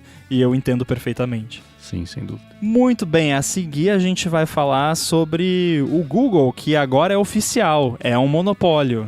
Tá decidido, né? Google é um monopólio, o martelo foi batido. Mas antes eu quero agradecer aqui a Firmoo Consultoria, que está patrocinando também esse episódio do ADT. A Firmoo oferece serviços de contabilidade consultiva e gestão financeira, e ela é especializada em startups, desenvolvedores, empreendedores, profissionais liberais, pequenas e médias empresas. Então, para você que está aí pensando em abrir a sua empresa ou desenrolar alguma pendência da sua vida PJ, do CNPJ e tudo mais, a Firmoo resolve para você. E a Firmoo, ela vai além daqueles serviços clássicos de contabilidade do dia a dia e atua como uma mentora financeira para você e para sua empresa. E a gente aqui da Gigahertz conhece bem isso, porque há 2 anos atrás, graças ao serviço de paralegal da Firmoo, a gente conseguiu fundar aqui a empresa sem nenhum problema, sem atraso nessa parte da contabilidade, na parte burocrática, o que foi uma coisa inédita para o Mendes na época, mas para mim não, porque eu já tinha aberto a minha empresa também com a Firmoo, então eu já conheço muito bem o trabalho deles, inclusive para receber o dinheiro de fora, para quem trabalha com TI, fazer toda a legalização do jeito certinho para ganhar tempo. Você deixa tudo na mão da Firmoo e recebe tudo com os tributos certos para cada categoria, de olho na economia de custos e de tempo, que é muito importante. Para conhecer melhor os serviços da Firmoo e se livrar do perrengue que é essa parte burocrática e financeira da legalização ou da manutenção fiscal da sua empresa, faz o seguinte, procura por Firmoo Consultoria no Facebook ou no Instagram. A Firmoo está pronta para ajudar todo mundo que escuta aqui o Área de Transferência, independente da sua necessidade, e a gente tem certeza que ela vai resolver tudo para você, assim como ela faz todos os dias aqui pra gente. Mais uma vez, Firmou Consultoria no Facebook ou no Instagram. Muito obrigado a Firmou pelo patrocínio de mais esse episódio do ADT e por literalmente todo o apoio que eles dão a Gigahertz. Valeu. Obrigado, Firmou. Muito bem, vamos falar então do monopólio do Google. Marcos, resume a história pra gente. Você que é o especialista em análise financeira e burocrática. Quem dera. É especialista em análise financeira. O que eu fizer, vocês façam o contrário. Vocês ficam ricos. Perfeito. Mas esse processo foi o seguinte. Faz 3 anos, o Departamento de Justiça americano tem aquela coisa que o FTC está investigando algumas empresas de tecnologia, o DOJ, o DOJ está investigando outras. O Google caiu no balde do Departamento de Justiça. Abriram faz 3 anos esse processo, falando o Google faz acordos anticompetitivos para se manter no topo. E o Google se defende. Não, a gente tá no topo porque a gente é bom. O acordo é só porque todo mundo quer a gente. E aí teve esse processo, né? Os dois lados argumentando. E não foi no processo, no julgamento, depoimentos, não teve só Google e os representantes americanos. Teve Apple, teve Verizon, teve AT&T, teve Microsoft, teve a DuckDuckGo. Todo mundo foi lá para falar sobre como é que foi, etc, etc. E depois de muito, blá blá blá, em milhões de páginas e letras e saliva gastos, veio o veredito nessa semana. O juiz Amit Mehta, o que é muito engraçado, que o juiz chamado Mehta decidiu o caso do Facebook, decidiu que o Google é um monopólio, ele é monopolista, né, o termo que está na decisão, e ele agiu como um agente monopolista para manter o próprio monopólio, né? E ele colocou que o Google violou a seção número 2 do Sherman Act. Eu procurei. Essa seção, o Sherman Act, é uma lei de anticompetitividade de 1890. Eu vou deixar na descrição aqui, enquanto isso, o Coque e o Rambo acessam um link que está também aqui na pauta, para ver o documento. Ele parece o documento da Constituição Americana, escrito à mão, com aquela caligrafia bem rebuscada, assim, comidinho nas bordas, tipo grilado. Então, é para falar o quê? Que é meio velho, né? E essa seção, ela fala que qualquer pessoa, hein, que agir de forma monopolista, tentar monopolizar, combinar ou conspirar com outra pessoa ou pessoas para fazer monopólio em qualquer parte de comercialização, junto aí em estados, etc., vai ser tida como criminosa, vai ser punida e essa punição não pode ultrapassar os $5.000 ou vai ser presa, não pode ultrapassar, ou vai ser presa por um prazo máximo de 1 ano, ou os 2, hein, se o caso for grave, né? Isso fica a cargo da corte. É claro que de lá pra cá, isso foi... Algumas partes foram revistas, essa da multa, por exemplo, mas já começa aí, né? É uma lei de 1890 que todos os mercados olham para operar. De lá pra cá, eu acho que os advogados foram entendendo como é que isso funciona e foram achando jeitos de estar dentro da lei, mas mais ou menos, né? O Google falou que vai recorrer, o impacto, quais vão ser os remédios, né, da situação, não fizeram parte do veredicto, isso vai ser decidido mais pra frente, tem um prazo aí pra isso ser decidido, e pode ser tudo, basicamente. Pode ser desde, Google, que feio, hein, vê se não faz de novo, até Google, você vai ser quebrado em X empresas, não vai ser mais a Alphabet, uma coisa só. Mas aí no caso de ter a quebra, esse processo tem a ver com o motor de busca. Não tem a ver, por exemplo, com o alfabeto. Tem a ver com a busca. O Mate colocou aqui, cada letra vai ser Não, vai ser... É por isso que vai depender muito da pena, mas pode ser assim. A parte de busca vai ser uma empresa, a parte de venda de anúncios vai ser outra empresa e todo o resto vai ser outra empresa. Porque não podemos esquecer, o segundo maior mecanismo de busca do mundo é o YouTube. É lá que as pessoas mais fazem pesquisa depois do Google, né? Depois, com muitos usos de novo depois, vem o Bing. Que no auge do auge teve 12%, tem 6% hoje de desktop. No mobile é nada. Se a gente considerar... os motores de busca, propriamente tal, o Google tem 90%. Né? Google 90%, né, arredondando aqui. Né? 6% aí o Bing, sobram 4% para DuckDuckGo e todo demais. Não, foi engraçado que assim, eu tava conversando ontem, a gente tava escutando o Upgrade, escutando o podcast na hora da janta, e aí eles estavam falando negócio do Google e tal, daí eu falei pro Rafa, chuta aí, quanto você acha que o Google paga por ano pra Apple pra ser o mecanismo de busca padrão? Daí ele chutou lá um número, e aí eu falei pra ele, não, é 3 bilhões, eu falei pra ele, não sei da onde eu tirei 3 bilhões, do traseiro, claramente, porque daí depois eles falaram, 20 bilhões com B20 pra ser o mecanismo de busca padrão do iPhone. Isso aí vai cair? Como é que fica isso? Certamente. Assim, vamos especular, deixa eu terminar só de colocar, tô só colocando tudo que aconteceu, né? Coloca. O Google Aí quebrou ontem. Aí ele não volta hoje. Aí a gente continua o podcast semana que vem. Foi na inocência. Eu sei. O Google falou que vai recorrer, né? O impacto vai ser decidido mais pra frente. E o juiz falou na decisão dele de que o fato de que o Google faz mudanças nos produtos sem se preocupar se isso vai afugentar ou não os usuários é só uma coisa que uma empresa com poder de monopólio poderia fazer. E eles ficou comprovado lá que o Google... Bom, a gente já viu o que aconteceu com o Google ao longo dos últimos anos. Ele ainda é o Google mesmo, todo mundo não sei. Muita gente, inclusive que escuta aqui o ADT, inclusive eu, tem a sensação de que o buscador do Google não é mais exatamente tão útil em resultados quanto a gente estava acostumado a ver isso no passado. Teve, durante o processo, um monte de depoimento. O Ed Q, por exemplo, ele foi lá e falaram, escuta, quanto que o Bing teria que pagar para ser o buscador padrão do Safari? Ele falou, cara, nem de graça. Não existe dinheiro no mundo que fizesse a gente adotar o Bing como buscador padrão. E aí coloca aquilo de novo, né? O Google falando, tá vendo? É porque a gente é bom. E o departamento falando, tá vendo só? Porque eles monopolizam, né? E eles são bons porque eles monopolizam, né? É um ciclo isso, né? O John Giannandrea, que era do Google e tá hoje na Apple, liderando toda a parte de IA e buscas, né?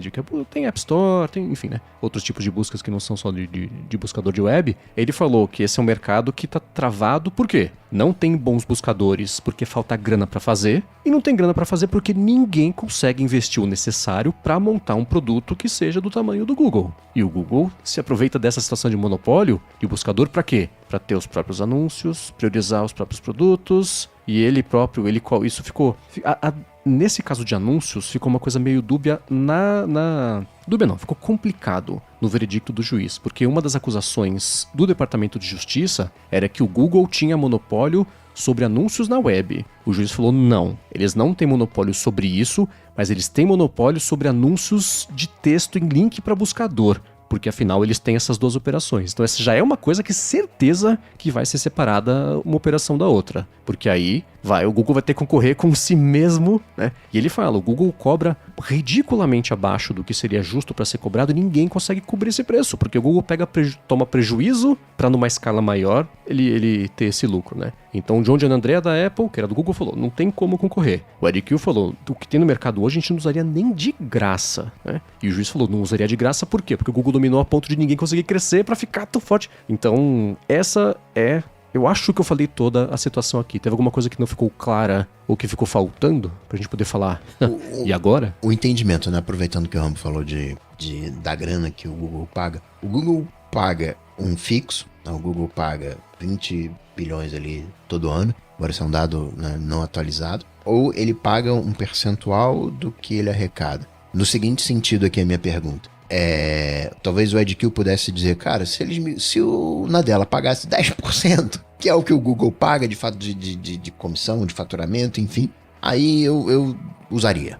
Então, é isso que ele falou, não tem valor no mundo que faria a gente adotar. Mesmo se tivesse mais dinheiro, a gente não adotaria. E é a segunda opção que você deu. Não é que o Google paga 20 bilhões por ano para a Apple para ser o buscador padrão. O Google repassa uma parte da grana que o fato de ser um buscador padrão do Safari gera de dinheiro para eles com anúncio, etc. Então é uma comissão que eles pagam para a Apple que tem correspondido nos últimos anos a 20 bilhões. Eu acho que eu vi alguém falar 26 bilhões, mas o consenso que foi citado no processo, por engano, alguém deixou escapar, foi sem querer, foi 20 bilhões. Mas é isso, é uma comissão que o Google repassa com base no dinheiro que ele fatura com o fato de ser o buscador padrão do Safari. Para vocês terem uma ideia, no caso do Firefox de 2021 a 2022, 510 milhões dos 593 milhões que eles faturaram vieram do Google, do acordo muito parecido. Então, o Firefox, cara, praticamente só existe por conta desse acordo que o Google tem com ele nos moldes que ele tem com a Apple.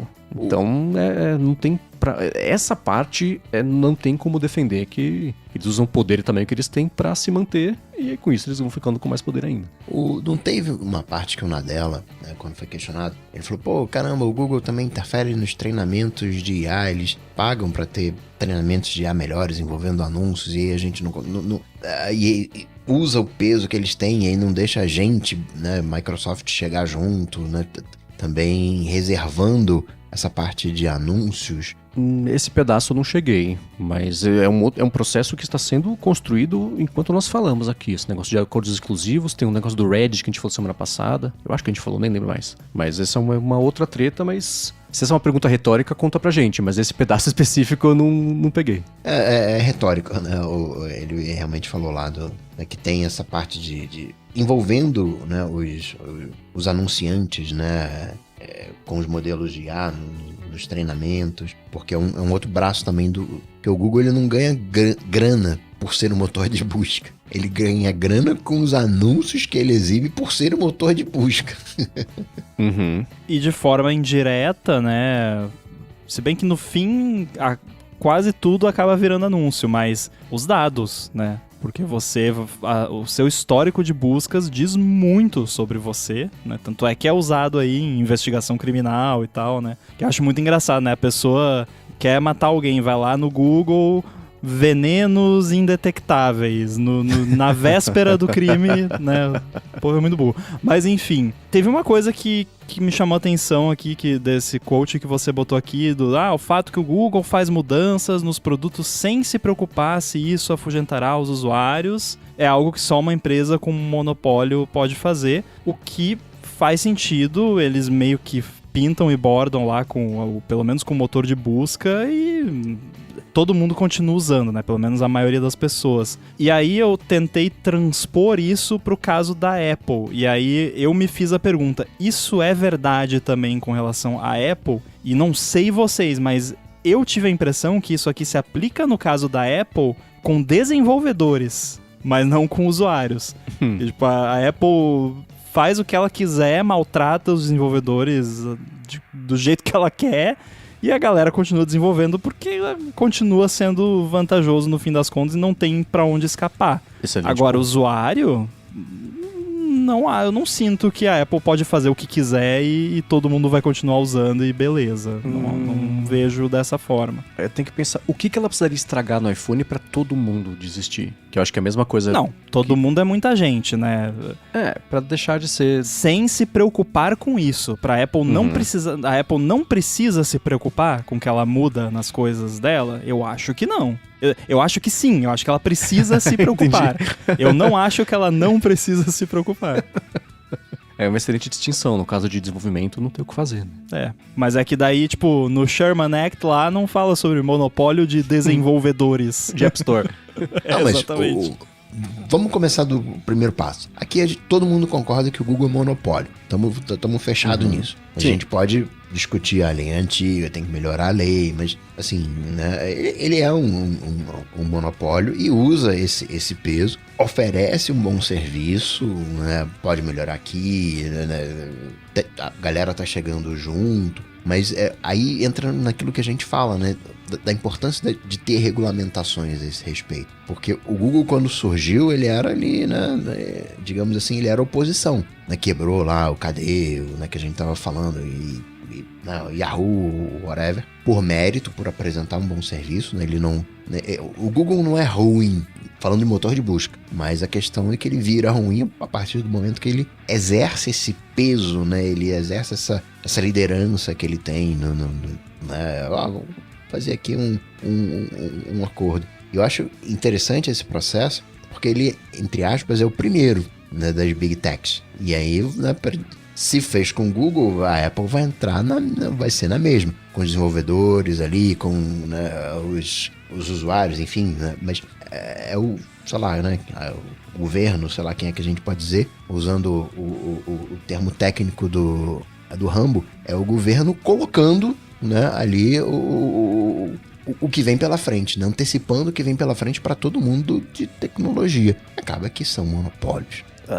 Todos os advogados de todas as empresas estão fazendo o exercício que o Rambo acabou de fazer. Tá, como é que isso se aplica ao nosso negócio e o que a gente pode fazer para já preparar o recurso, não é nem o argumento, porque agora como é que é? Esse barco já zarpou, né? Então, acho que o governo mostrou as cartas dele para dar para entender de onde que vêm os argumentos que fazem sentido de acordo com a lei, com a corte, enfim, para ser entendido como monopólio. Teve um argumento do Google que eu achei sensacional. Mas é tão fácil a pessoa ir lá e trocar o padrão.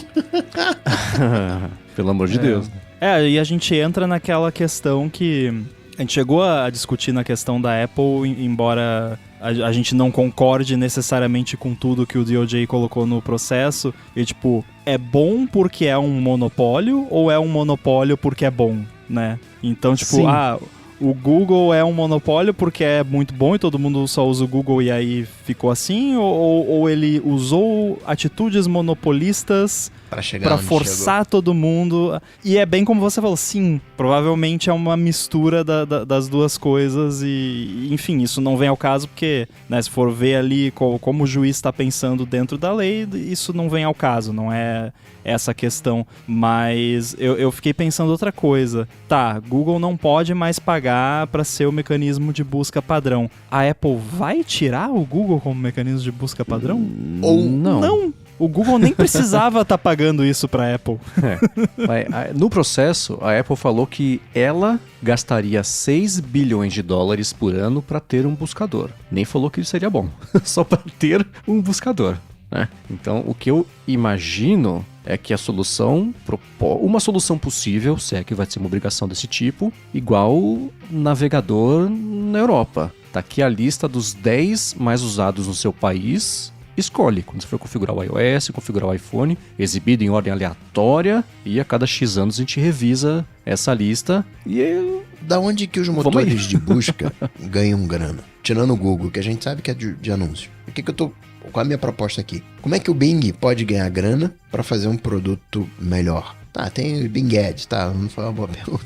Mas como é que a Apple poderia financiar os 6 bilhões... né, do serviço? Tem o iCloud Plus, tá, mas né, DuckDuckGo, vai. Assim, né, como é que esses caras podem fazer grana para bancar isso, para melhorar o serviço e competir com o Google? DuckDuckGo tem assinatura agora. Sim, porque acho que anúncio eles não têm, né? Até porque o próprio browser deles bloqueia quase tudo, então não faria sentido ter anúncio, né? E salvo um engano tremendo, o DuckDuckGo usava a base de dados do Bing. Acho que o Yahoo não também é tem umas só, fontes. É um bololô, né? É um conglomerado de Isso, fontes. Menos Google, tanto é que não tem o negócio do Reddit lá. Mas tem um comando, se você coloca !G na busca do DuckDuckGo, você escreve e ele redireciona pro Google fazendo um proxy pro Google não conseguir pegar as suas informações. Já é alguma coisa.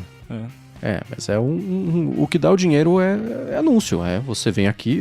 Cara, é a mesma coisa de todo o resto de tudo que tem de tecnologia, né? Você entra, você usa, você pesquisa, seus dados são coletados, vende anúncio em cima disso pra você. A diferença vai ser, se o Google tiver que ser separado da divisão de anúncios, uma empresa vai ser cliente da outra, e uma empresa não vai ter acesso aos dados da outra. A gente vai ter o Google com acesso aos dados de usuários e usuárias, a divisão de anúncios se vira para conseguir esses dados ou juntar uma coisa com a outra. Porque o grande poder do Google é o quê? A divisão de anúncios ter acesso aos dados de produtos. São coisas diferentes. É que nem o Facebook fazer o lance de que agora ele juntou o que ele sabe sobre você da sua conta do WhatsApp, da sua conta do Instagram, da sua conta do Facebook, da sua conta do Threads, para montar um perfil seu e vender anúncio em todas as plataformas. Threads não tem anúncio, mas entenderam o que eu tô falando. E isso já é uma coisa que a LGPD encrencou esses dias lá, de que os termos de uso do WhatsApp foram alterados para ter isso ligado por padrão, etc. Então é isso que não vai poder acontecer. E esse é o modelo do Google. Se não puder acontecer isso, fazer o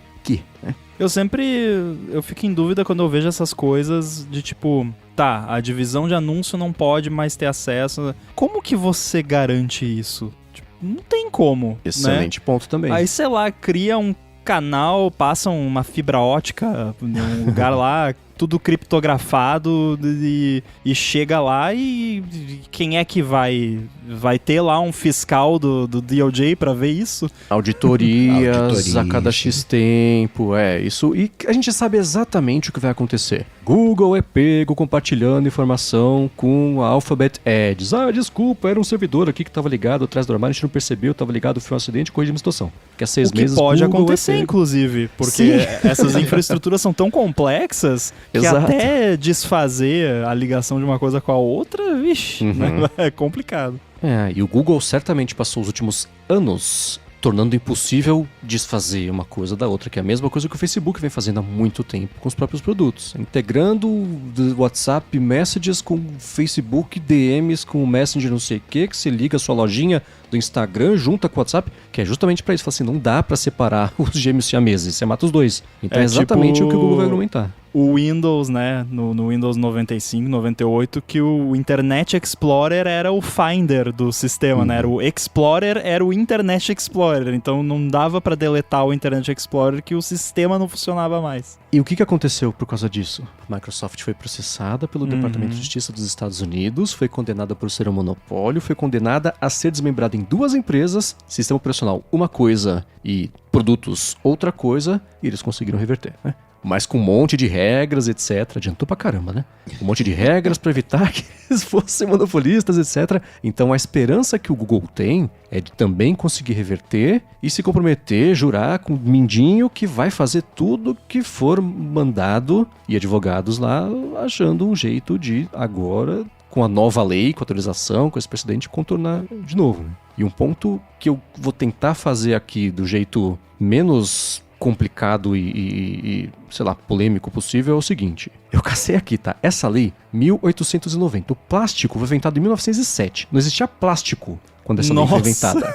Não tinha TV, não tinha avião.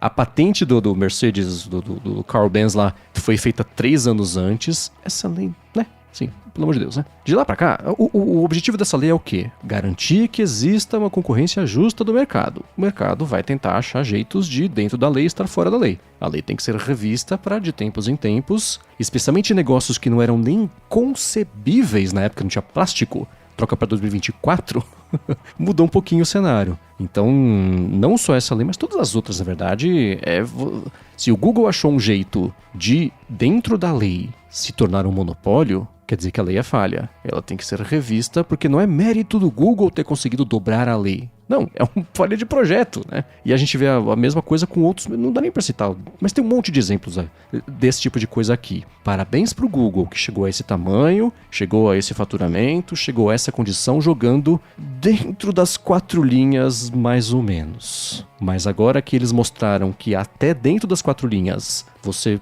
pode chegar a um tamanho que você mata todo o resto do mercado, vamos rever as 4 linhas, porque era para isso que a lei deveria servir, né? Uma lei de 1890 em 2024. Então, o que eu acho que não só essa lei, mas as outras todas que lidam com esse tipo de coisa, é rever, é ajustar para que ela seja cumprida no espírito e não na letra. É ao contrário do lance da Apple, né? Você tem que transformar o escrito no que é a ideia, né? Na prática. Então, tem que colocar a teoria em prática. A única coisa que eu me oponho, que é o que tem acontecido agora com a questão das IAs e tal, é você tentar prever demais o futuro. Eu acho que a coisa tem que ir acompanhando, né? Porque se você tenta prever o futuro, você acaba fazendo besteira também, né? Sim. A lei tá errada, tá, entre aspas, errada ou tá incompleta porque não dava pra prever o futuro. E que bom que eles não tentaram prever o futuro, porque daí, de repente, o Google nem existiria. Exato. Mas eu prefiro que o Google exista, mesmo que seja um monopólio, pelo menos por enquanto, né? Mas eu gosto que ele exista. Mas, cara, eu tava olhando essa lei, é bizarro. A gente vai deixar esse link, obviamente, mas é tipo... Parece um papel de pão, que, tipo, alguém sentou na mesa do café da tarde ali, escreveu uma cartinha pra vovó, e é isso, são 3 páginas de pouco texto texto e o texto inteiro cabe, tipo, em uma tela do navegador e não é muito específico, assim, eu li por cima... É porque era o que tinha na época.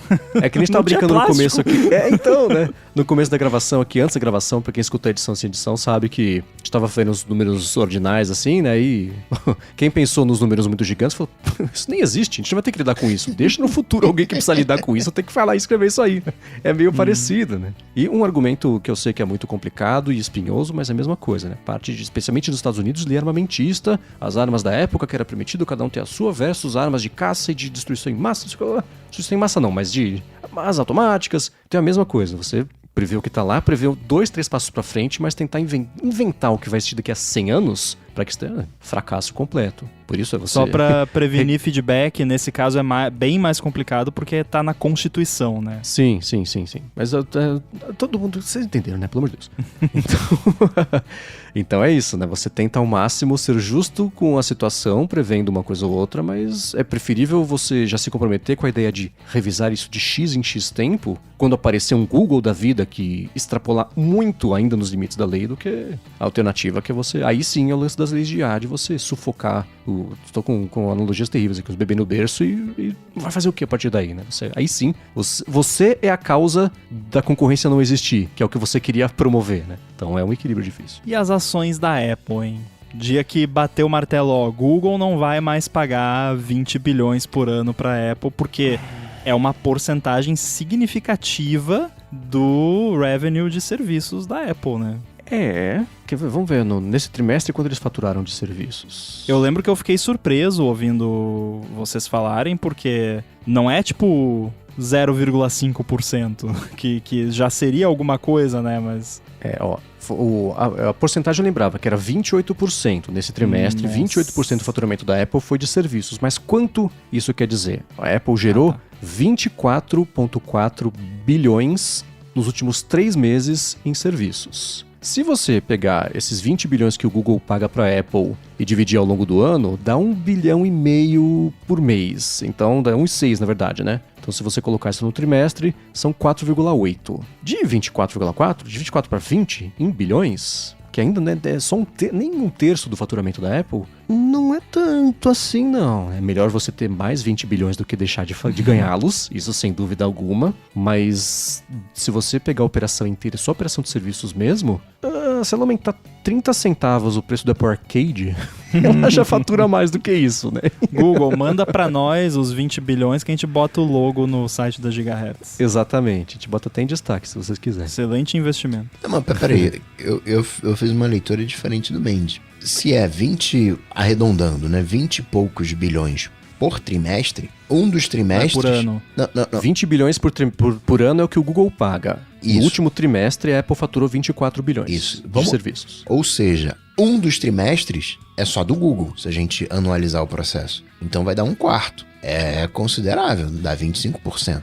Só da parte de serviços, que correspondeu nesse último trimestre a 28% do faturamento total, não é nem um terço. Entendi. A gente Tá pode... parecendo o discurso da Dilma. Um terço. 4% de 30%, que é 100% do 30%. Entendi o ponto. É 100%, os 20 bilhões são 100% do que o Google paga pra Apple. Então, assim, a gente pode torcer o número do que a gente quiser, né? Mas no big picture, não é que não faz diferença, mas não é tão catastrófico quanto é o caso da Mozilla. 510 bilhões vem do Google dos 590 que eles faturaram no ano. Aí é meio existencial, né? Aí muda Isso é tipo... muito de figura. É o oposto daquela empresa startup lá que gastou tipo 90% do venture capital pra comprar um domínio. O friend.com. É. Exato. Mas o que deve acontecer, quer dizer, a decisão que deve sair, aí vai ter recurso, isso não vai acabar tão cedo, a gente sabe disso. O juiz tem um prazo pra...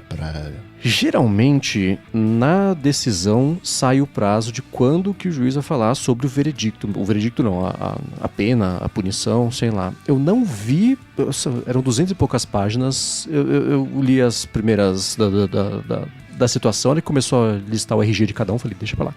Mas eu não vi nem no documento e nem nas matérias falando quando que tá assim, at a later date. Vem aí. Quando que ia rolar? Daqui a 5 anos a gente decide. Geralmente são alguns meses, tipo 4, 5 meses. É um tempinho até ele sentar e decidir o que ele vai querer. Mas pra mim é certeza que uma das decisões vai ser separar busca de anúncios, de anúncios de texto, né? Os links patrocinados, basicamente. Numa coisa não vai poder conversar com a outra, ou personalizar isso, vamos ver o que acontece. Outra coisa, as parcerias que o Google tem. Então, do Firefox, do Safari, isso... mercado não vai poder acontecer. Imagino que a solução vai ser uma coisa parecida com navegadores da Europa. Escolhe os 10 mais famosos do país. Na configuração do iPhone, na configuração do navegador, você mostra a lista randomizada e a pessoa escolhe o que ela quiser. As pessoas vão escolher o Google? Vão, mas não todo mundo, né? Vai ter o pessoal falando, nossa, DuckDuckGo, o que é isso? E vai atrás. Vai caber aos buscadores fazerem uma campanha gigantesca de conhecimento de marca, de reconhecimento de marca, você explicar quem você é. A gente conhece DuckDuckGo, as pessoas vão olhar e vão dar risada, falando, que nome engraçado, deixa eu pôr o Google. Então vai ter que acontecer esse trabalho, que eu tenho certeza que já está sendo planejado. Então acho que esse é o principal. Coisas a mais, tipo... aproveitar e organizar a casa do Google, porque ainda assim o buscador vai ser gigante por dados de todo o resto da operação, separar a operação, o buscador vai ser uma coisa, Alphabet vai ser outra, anúncios vai ser outra. Pode ser, porque aí o YouTube com o Google você não resolveu nenhum tipo de problema, o consumo de dados, o tamanho continua gigante, né? E uma coisa apoia a outra, né? Então, a Alphabet acertou muito em virar Alphabet e falar, o Google é um buscador, a gente é a Alphabet, que nem o Facebook com Meta, é um jeito de você posicionar a sua empresa diferente, porque se você falar que tem que separar o Google, você mata a Alphabet, é uma empresa que não tem nada a ver com isso, é uma subsidiária, o Google é subsidiária, vocês entenderam, né? Então, a minha aposta é meio por aí, esse desmembramento e uma regulamentação de mercado para nivelar a exposição dos buscadores para o público. E aí cada um se vira e monetiza isso e se aproveita disso como conseguir. Eu, se tivesse que chutaria que não divide, mas se aplicam as promessas. Prometemos que não vamos fazer isso, aquilo outro. Bom ponto. Se isso tudo vai acontecer, é outra questão. O veredicto lá, a decisão vai ser essa, mas recurso... Google tem mais dinheiro para gastar com isso do que todo o Departamento de Justiça dos Estados Unidos em muitos anos. Então tem isso também. Muito bem. Como sempre, não resolvemos nada, né? Porque nem a justiça resolveu ainda, então quem somos nós, né? Vamos esperar aí pra ver as cenas dos próximos capítulos, que deve durar um bom tempo ainda. Não deu tempo de novo, alô ADT acumulado pra semana que vem. Continuem mandando seus feedbacks pra gente lá em gigahertz.fm/feedback ou ghz.fm/feedback. Porque ela tem que ser certinho. Então manda pra nós que a gente vai atender vocês assim que possível. E de repente a gente faz um especial de novo de Alô ADT uma hora dessas. Quem sabe, né? Já fizemos um e foi bacana. Quero agradecer aqui, é claro, os mais detensos pelo apoio lá em gigahertz.fm/apoio. Quero agradecer também o Edu, que edita aqui a edição com edição do podcast, que é diferente da edição sem edição. Muito diferente, inclusive, para quem escuta a edição sem edição sabe. Agradecer, é claro, também os nossos patrocinadores desse episódio, a Vero, Cafés Especiais e a Firmou Consultoria. E para falar com vocês, como é que faz? Para falar comigo, sei lá no Google, ou vai saber, Matei Cocatec. Ou então lá no Instagram, no @coca.tech. Manda uma DM que a gente interage. Para falar comigo, MVC Mendes, lá no Threads no Instagram, mas eu prefiro Threads. Apresento aqui na Gigahertz sua fonte com Felipe Espósito às segundas-feiras sobre notícias e comentários sobre a Apple. E às quartas-feiras, a área de trabalho com a Bia Kunze, a Garota Sem Fio. Apresento para Luro Hipsters Fora de Controle. E escrevo todo sábado para o Mac Magazine, no último fim de semana, sobre o que impede a Apple Intelligence de falar português e estabelecendo as expectativas para quando, se isso vai acontecer. Muito bem, estou lá no mastodon.social _inside e também estou no Olá Mundo aqui pela Gigahertz, Guilherme Rambo 2 no Instagram e Threads. E é isso, tudo dito e posto, a gente volta na semana que vem. Falou! Tchau, tchau!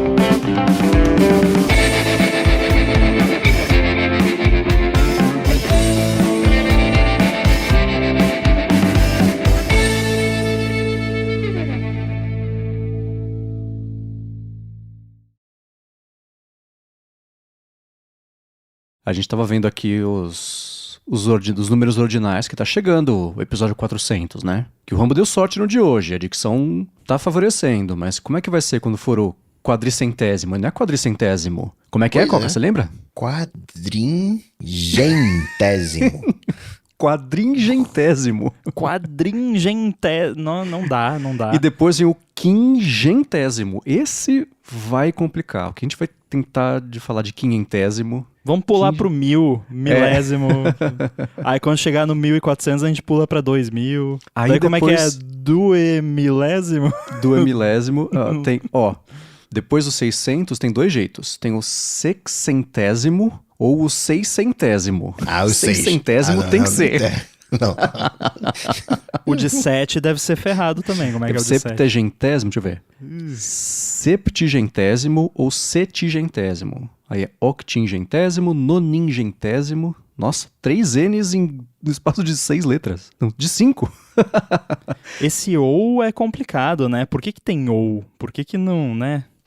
O nongentésimo ou octogentésimo. Mas o nonin é um bom Wordle. Aliás, eu fiz o Wordle, não o de hoje, mas no arquivo eu tava com uma palavra nova pra começar, né? Pilot. Eu fiz um hoje que a primeira era pilot. Falei, olha só. Isso é uma palavra nova. Antes eu tava usando shape, mas foi também dia desses shape, foi a palavra. Fiz uma estratégia nova agora. O chato é que a gente chegando no milésimo, a gente só vai aprender novos a cada 1000, né? Aí, É duemilésimo, porque é da loop, né?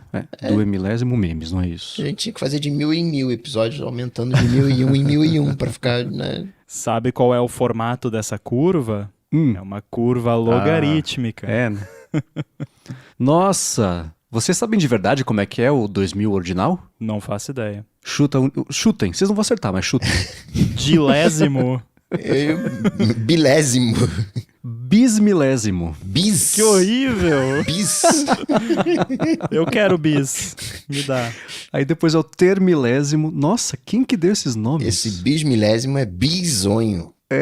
O 5000 é bom, é quinquesmilésimo. Gente. Sabe quem deu? Era uma galera que não tinha o que fazer, porque não tinha internet, não tinha TV, não tinha nada. Aí foi todo mundo pra uma cabana no final de semana e ficaram, tá, e agora? Como é que a gente vai chamar esse aqui? Agora a gente... Eu acho que os números, na maioria dos idiomas, os números foram desenvolvidos dessa forma. Porque cada idioma que eu aprendo um pouquinho que seja, eu percebo que ninguém sabe nomear os números. Os únicos que eu acho relativamente fáceis são português, porque aprendi desde bebê, então é fácil, e o inglês eu acho ok também. Agora, qualquer outro idioma, os números são bizarros. 420. 420. Em alemão é bizarro, né? 10, 11, 12, 18, 19, 20, 1 e 20, 2 e 20, 3 e 20, 4 e 20. Todo mundo conta torto. 1000 milhões. Sim, se você colocar... 1 milhão de milhões. Tem... Esse é em Portugal, né? Os 1000 milhões, né? 1000 milhões, Algo assim, devo estar errando. Por aí. É engraçado, eu vi esses dias, foi no Instagram, uma sueca ensinando a contar. E o 7 é Hul. Aí 77 é Hul de Hul. 777, Hul de Hul de Hul. E assim é fácil. É só repetir. 77 era Hul, Hundra, Hul de Hul. Aí tinha um pouquinho... O Hundra era o... Mas ela foi até os 7 milhões, sei lá. Era só um Hul, Hul, Hul, Hul, Hul, Hul, Hul, Hul, SJU. Engraçado. Mas nada supera o francês mesmo, com essas contas absurdas. Exceto na Suíça, que tem um 80. Na França é 80, mas na Suíça, 80. Então entre eles mesmo já não tem muita concordância. Ainda nesse negócio dos números, o que me buga é combinar horário com British. Porque eles adoram usar a quarter. Aí, tipo, quarter past 5, e aí... tá, 4h15? Tá bom. Em alemão também tem o nach, né? 50 nach 8. 15 até as 8, né? Seria para as 8. E aí tem o halb, eu não lembro como é que era. Halb nach, halb 8. Eu não lembro se é 8h30 ou meia hora para as 8, mas tinha que fazer essas contas mentais também, assim, era complicado. O que me buga em inglês é quando alguém fala assim, o negócio custa, sei lá, isso aqui foi 1400. Eu penso em 14 mil, eu nunca penso em 1400. Eu não consigo 1400, 1200, 1800. Nossa, pra mim eu acho muito mais fácil. Porque... Nossa, não vai. Porque eu ouço 100 e eu vejo 2 zeros. E aí eu monto fácil na cabeça. 100 pra mim eu penso em 3 dígitos. Então 1800 eu penso 18 e 3 dígitos, então 18 mil. Não sai pra mim, não vai.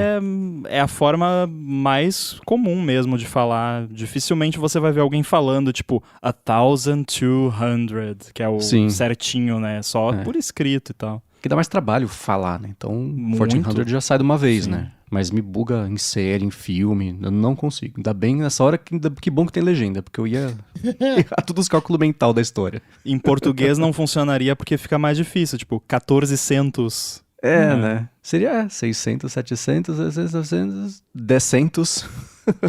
A galera de programação usa o K, né? Daí fica fácil. Eu uso muito no dia a dia, quando eu sei que a pessoa vai entender. Tem isso. Mas eu sou estranho falar, o negócio foi 20k. Não sei, eu me sinto... Pra mim, não. Porque eu tô tão acostumado. Nossa, pra você ter uma ideia, quando eu fiz entrevista lá com o RH da firma, a mulher falou, o salário é tantos K. Ela falou assim pra mim, já faz parte do teste, né? Se a pessoa não entender, não pode contratar. Ford K? É um Ford K.